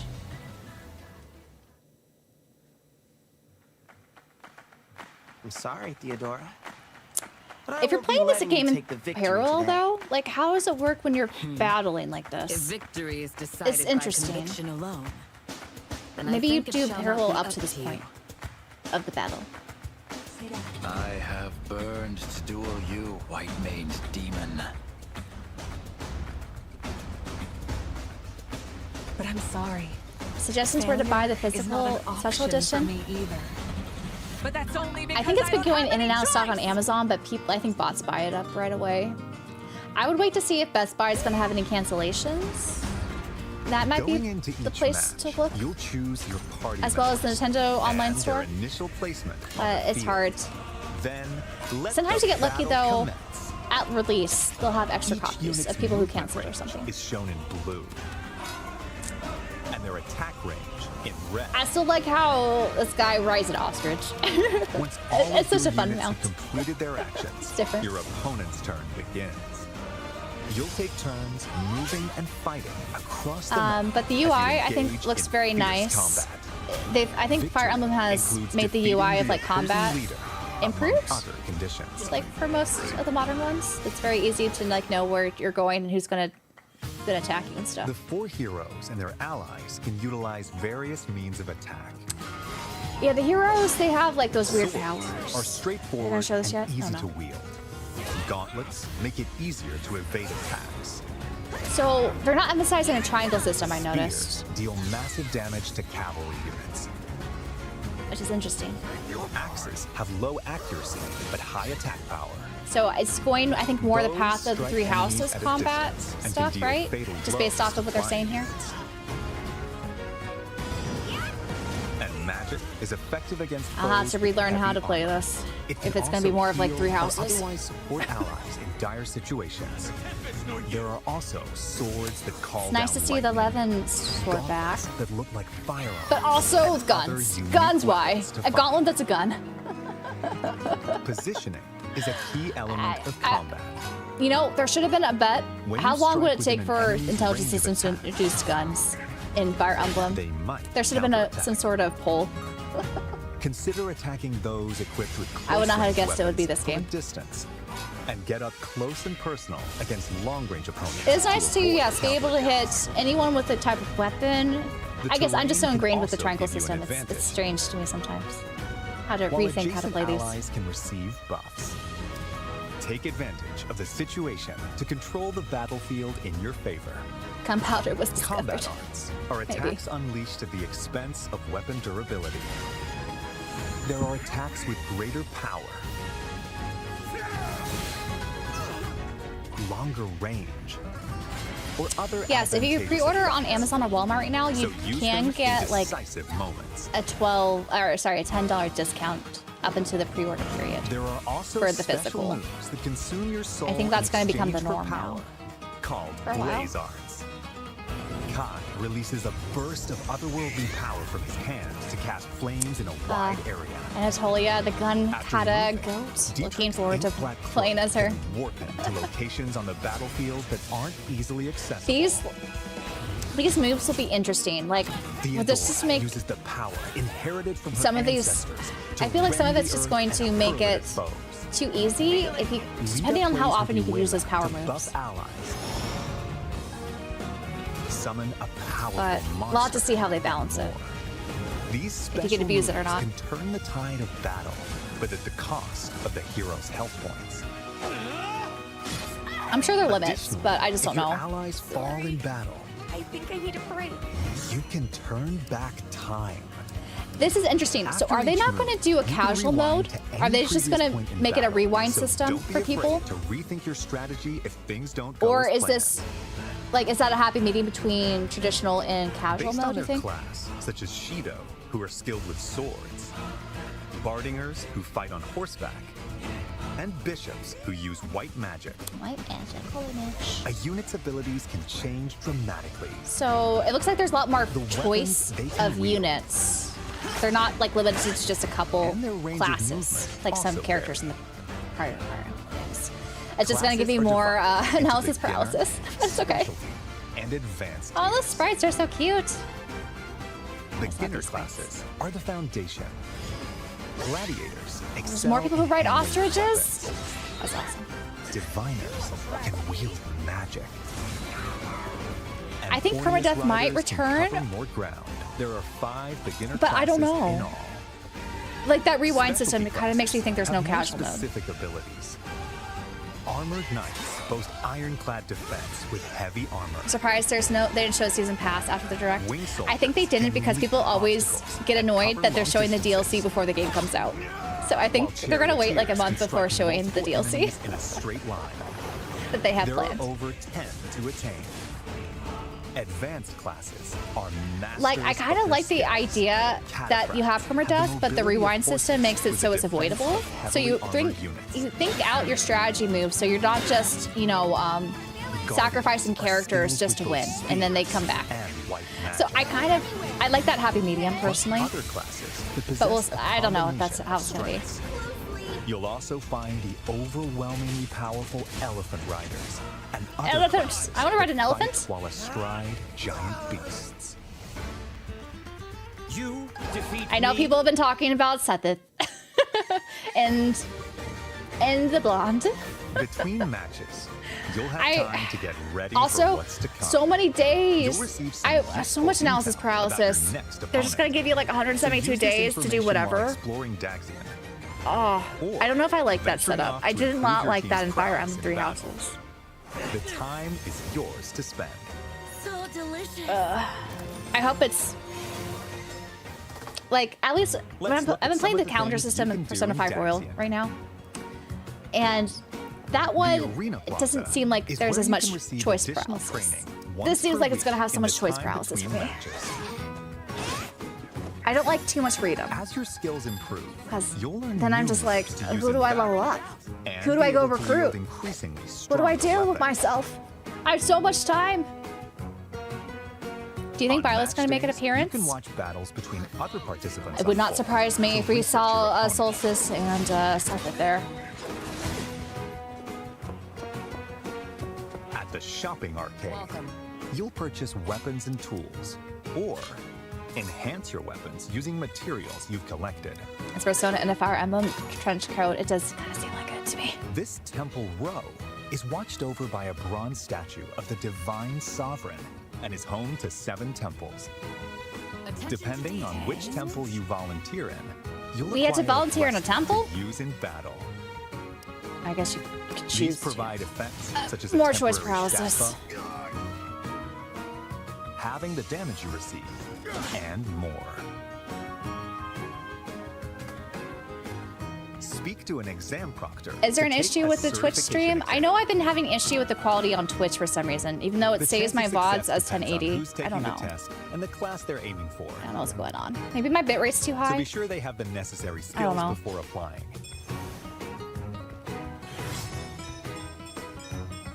To attain a pleasure I Can't want seek. flurry? Oh, is it me?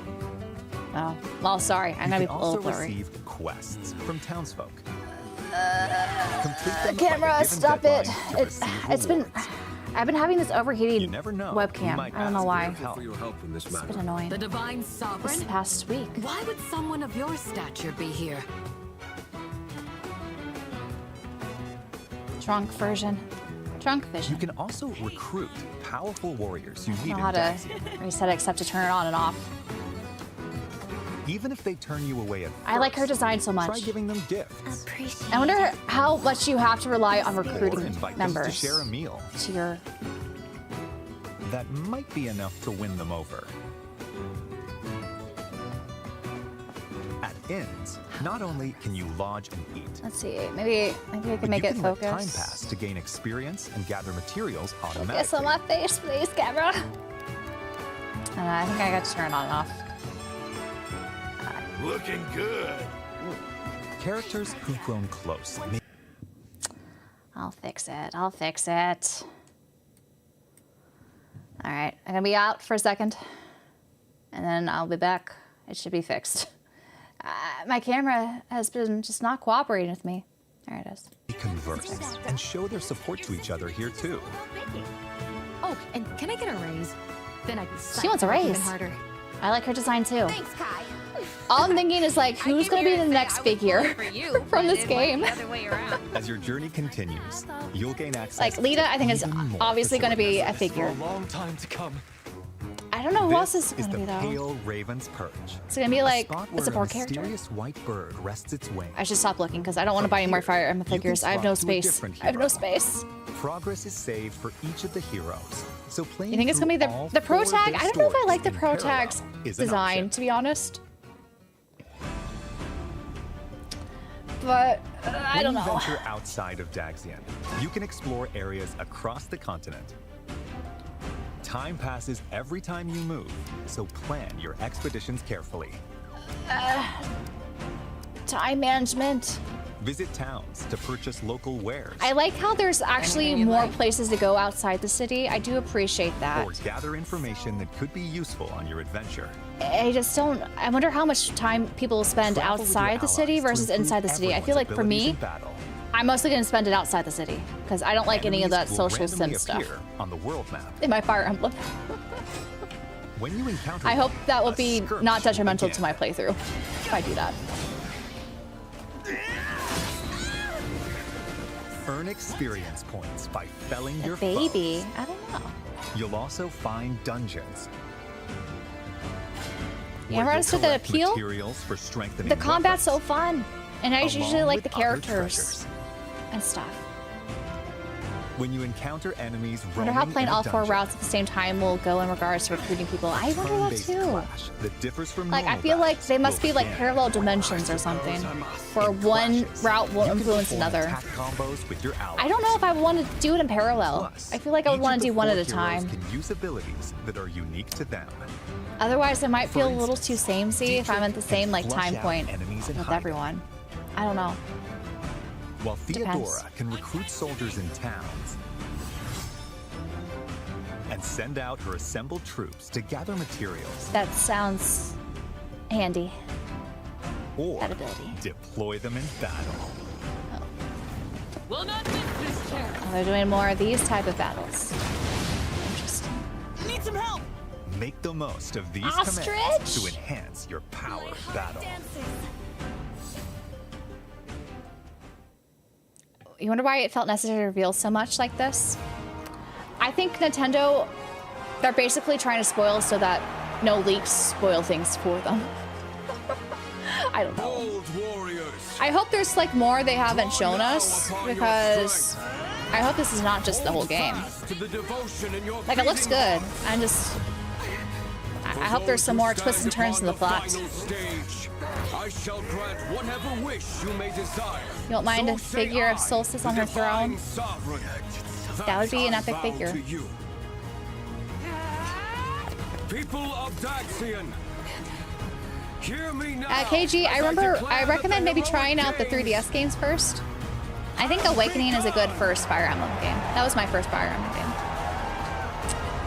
It's a good introduction if you have a 3DS.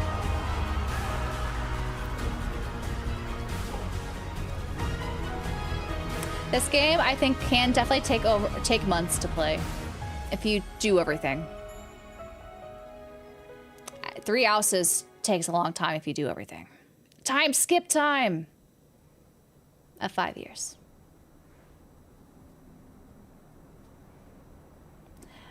I really like, there are games I played that have multiple characters that you rotate in parallel stories. Trails into Reverie is one I really like. I don't think they're going to approach it like that though. And you hear the English song now. I don't know if I like the song, to be honest.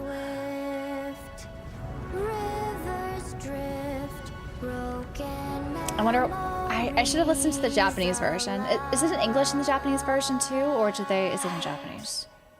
There she is on her I see throne. that my song has finally reached your ears. I heard the song. It's okay. It's a mid song. I'm sorry.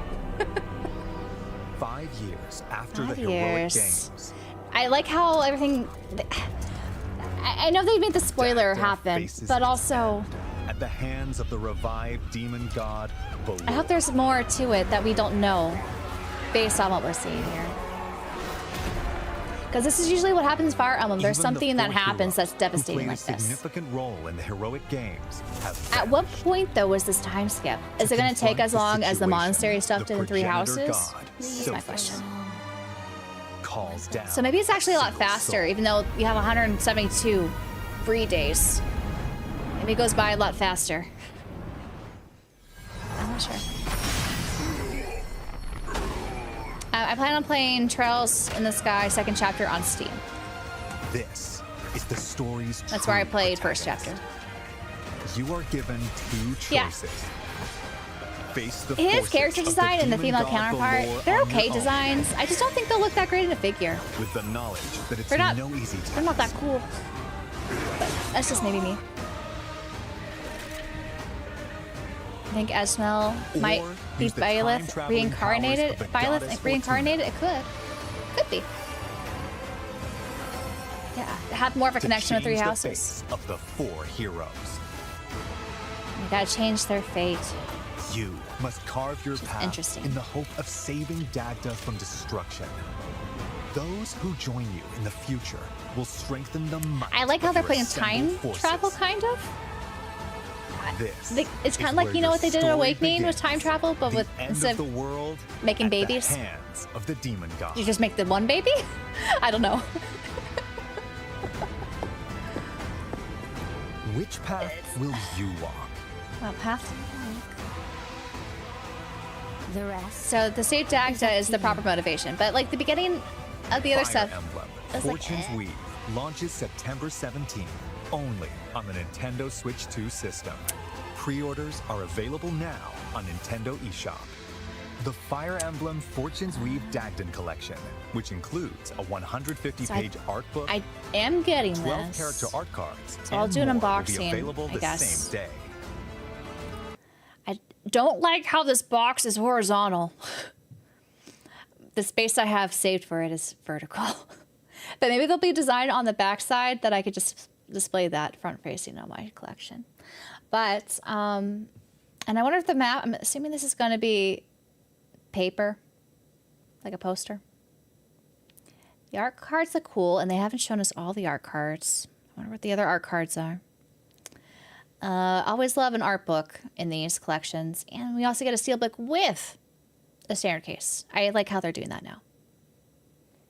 But yeah, this design looks just like the Japanese edition of Fire Emblem Three Houses.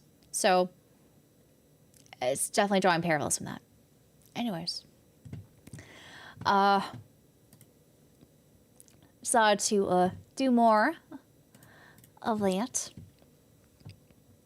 So I'm excited for Three Houses. I still have questions, but I do think they're giving us a better idea of what the game's going to be like, play-wise, as well as what to expect from the story. But I think even though they kind of dropped the whole spoiler of time travel, you're the protagonist from the future, you have to go and save the people, all that, the time skip. I'm hoping there's more to the story, so we don't know everything yet. I have a feeling that's the case. It did seem like they showed their hand quite a bit, though. But who knows? Maybe there's a lot more than we know. That won't be so bad. I feel like there's going to be at least a few endings depending on who you do or don't save. Yeah. How many times am I going to have to replay the game to get a gold ending is my question, too. Because it could be a lot. It could be a lot. Why is the music not playing? It's being weird. Sorry about that. Hopefully that's okay.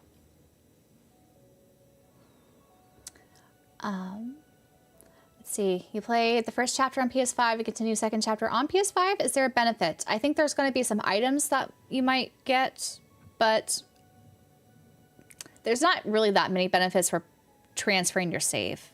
There's a couple, but they're not that significant in Trails, in my opinion. You just might miss out on some like items, bonuses. It's not like you're building up social stuff to try to romance someone, so I don't think it matters. The only thing I think it might matter is if you want, I think there is a costume. If you showed that you played the first one, you could get a different outfit for Estelle and Joshua, like based off of their OG designs than the new one. But I know that's in Japan. I don't know how that is in the West. I'm assuming it's the same. Are we back to shipping? Shipping what? Crates? How much will what cost? The collector's edition? So the standard game is $80 physically, or $70 digitally, or $70 if you pre-order the physical from certain retailers. The collector's edition, I want to say it was like $130. Was that how much it was? I forget. Something like that.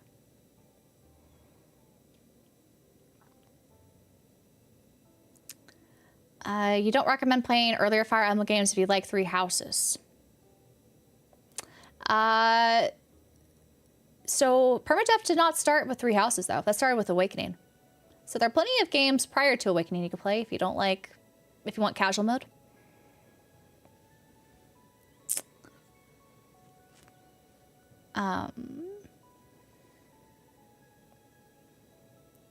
Let's see. I wonder if we'll have a descendant of Yuri. He was one of your favorite characters in Three Houses. Maybe. I wonder if they're going to make it really obvious who's descendant to whom. Or you just assume.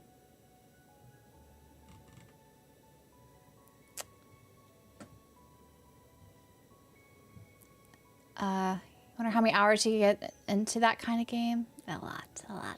It's at $120? Okay. It was $120. That makes more sense than $130. And you think Petra was the obvious descendant? Yeah. Permadeath is a deal breaker for you? We hate them? Even if there's a rewind mode? They haven't explicitly said if there's going to be casual mode or just the rewind feature. I imagine there probably is. My guess is the standard thing will include permadeath with the rewind mode, but you probably could drop it to casual if you wanted. I'm assuming casual mode is always going to be offered in modern Fire Emblem games. You think playing in parallel will cover the call season stuff after the protag time bits will be converged? Yes. I think basically the Colosseum stuff is the new monastery.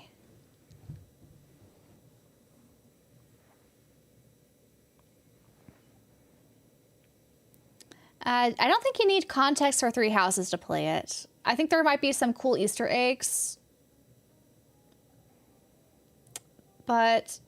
And there are characters, like the girl that was on the throne there, she was from Three Houses. So knowing her background might enhance what's happening in the story and lore for Fire Emblem Fortune's Weave. But my guess is you don't absolutely need to know what's happening to enjoy the story. You wonder how big the box is going to be? I think it's going to be the same size as the other boxes. It's just going to be horizontal. That's my guess.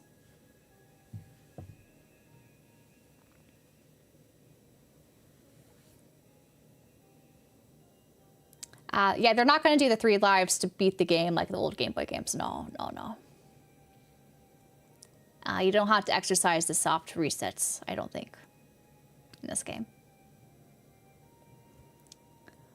You always played with permadeath, but I would always do the soft resets too. I don't want my characters to die, but I don't want it to impact my strategy where I'm sacrificing characters to win. So that's why I usually like to do the reset mode. Good question. When is Fire Emblem 3 Houses Switch 2 version coming? I don't know. To be honest, I don't know. I'm surprised they haven't done it yet. It's probably going to happen, I guess, after Fortune's Weave. Maybe next year. They should do an enhanced version because it does not look that great on the Switch 1. Maybe they're trying to do a whole repackaged thing like they did with Breath of the Wild and Tears of the Kingdom. A whole separate Nintendo Switch 2 edition with extra content that might tie into Fortune's Weave. That would be interesting. But I don't know. You tell they're carrying over a ton of mechanics from Three Houses. Yes, I think it definitely is a sequel to Three Houses. A sequel that you could, I think, play not in order if you wanted to, but a sequel nonetheless. The Coliseum and the GBA games were so stressful. Always.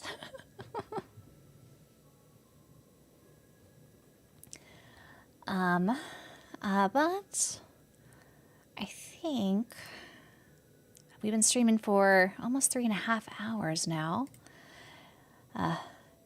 Maybe this is a good time to end today. What do you guys think?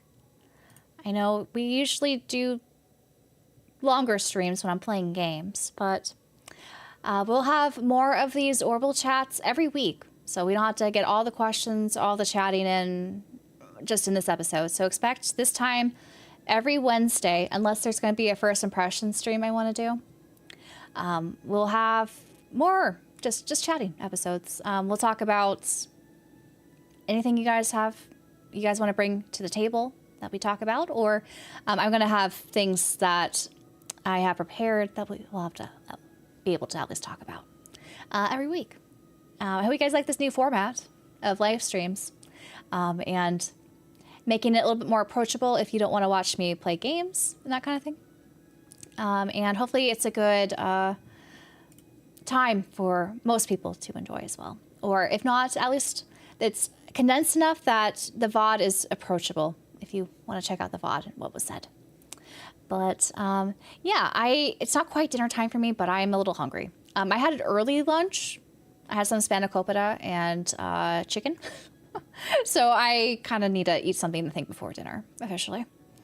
But anyways, I had a lot of fun. Thanks everyone for hanging out with me, and I appreciate all the love and support of my 50K subscriber milestone. Definitely very much appreciate all of you. And looking forward to doing more of these. We will be streaming. The next stream is going to be on Friday. We'll do more Persona 5 Royal and checking out all those characters and what they've been up to. And hopefully make our way to the 5th palace. That is the goal. It might be a longer stream too, just because I want to make sure I finish the game before September 17th happens. But anyways, you guys all take care. And I look forward to the new video I have planned tomorrow where I'll be talking about my time with Avengers of Elliot and A Link to the Past, and kind of talking about them in parallel, because I basically played them back to back. But anyways, you guys all take care,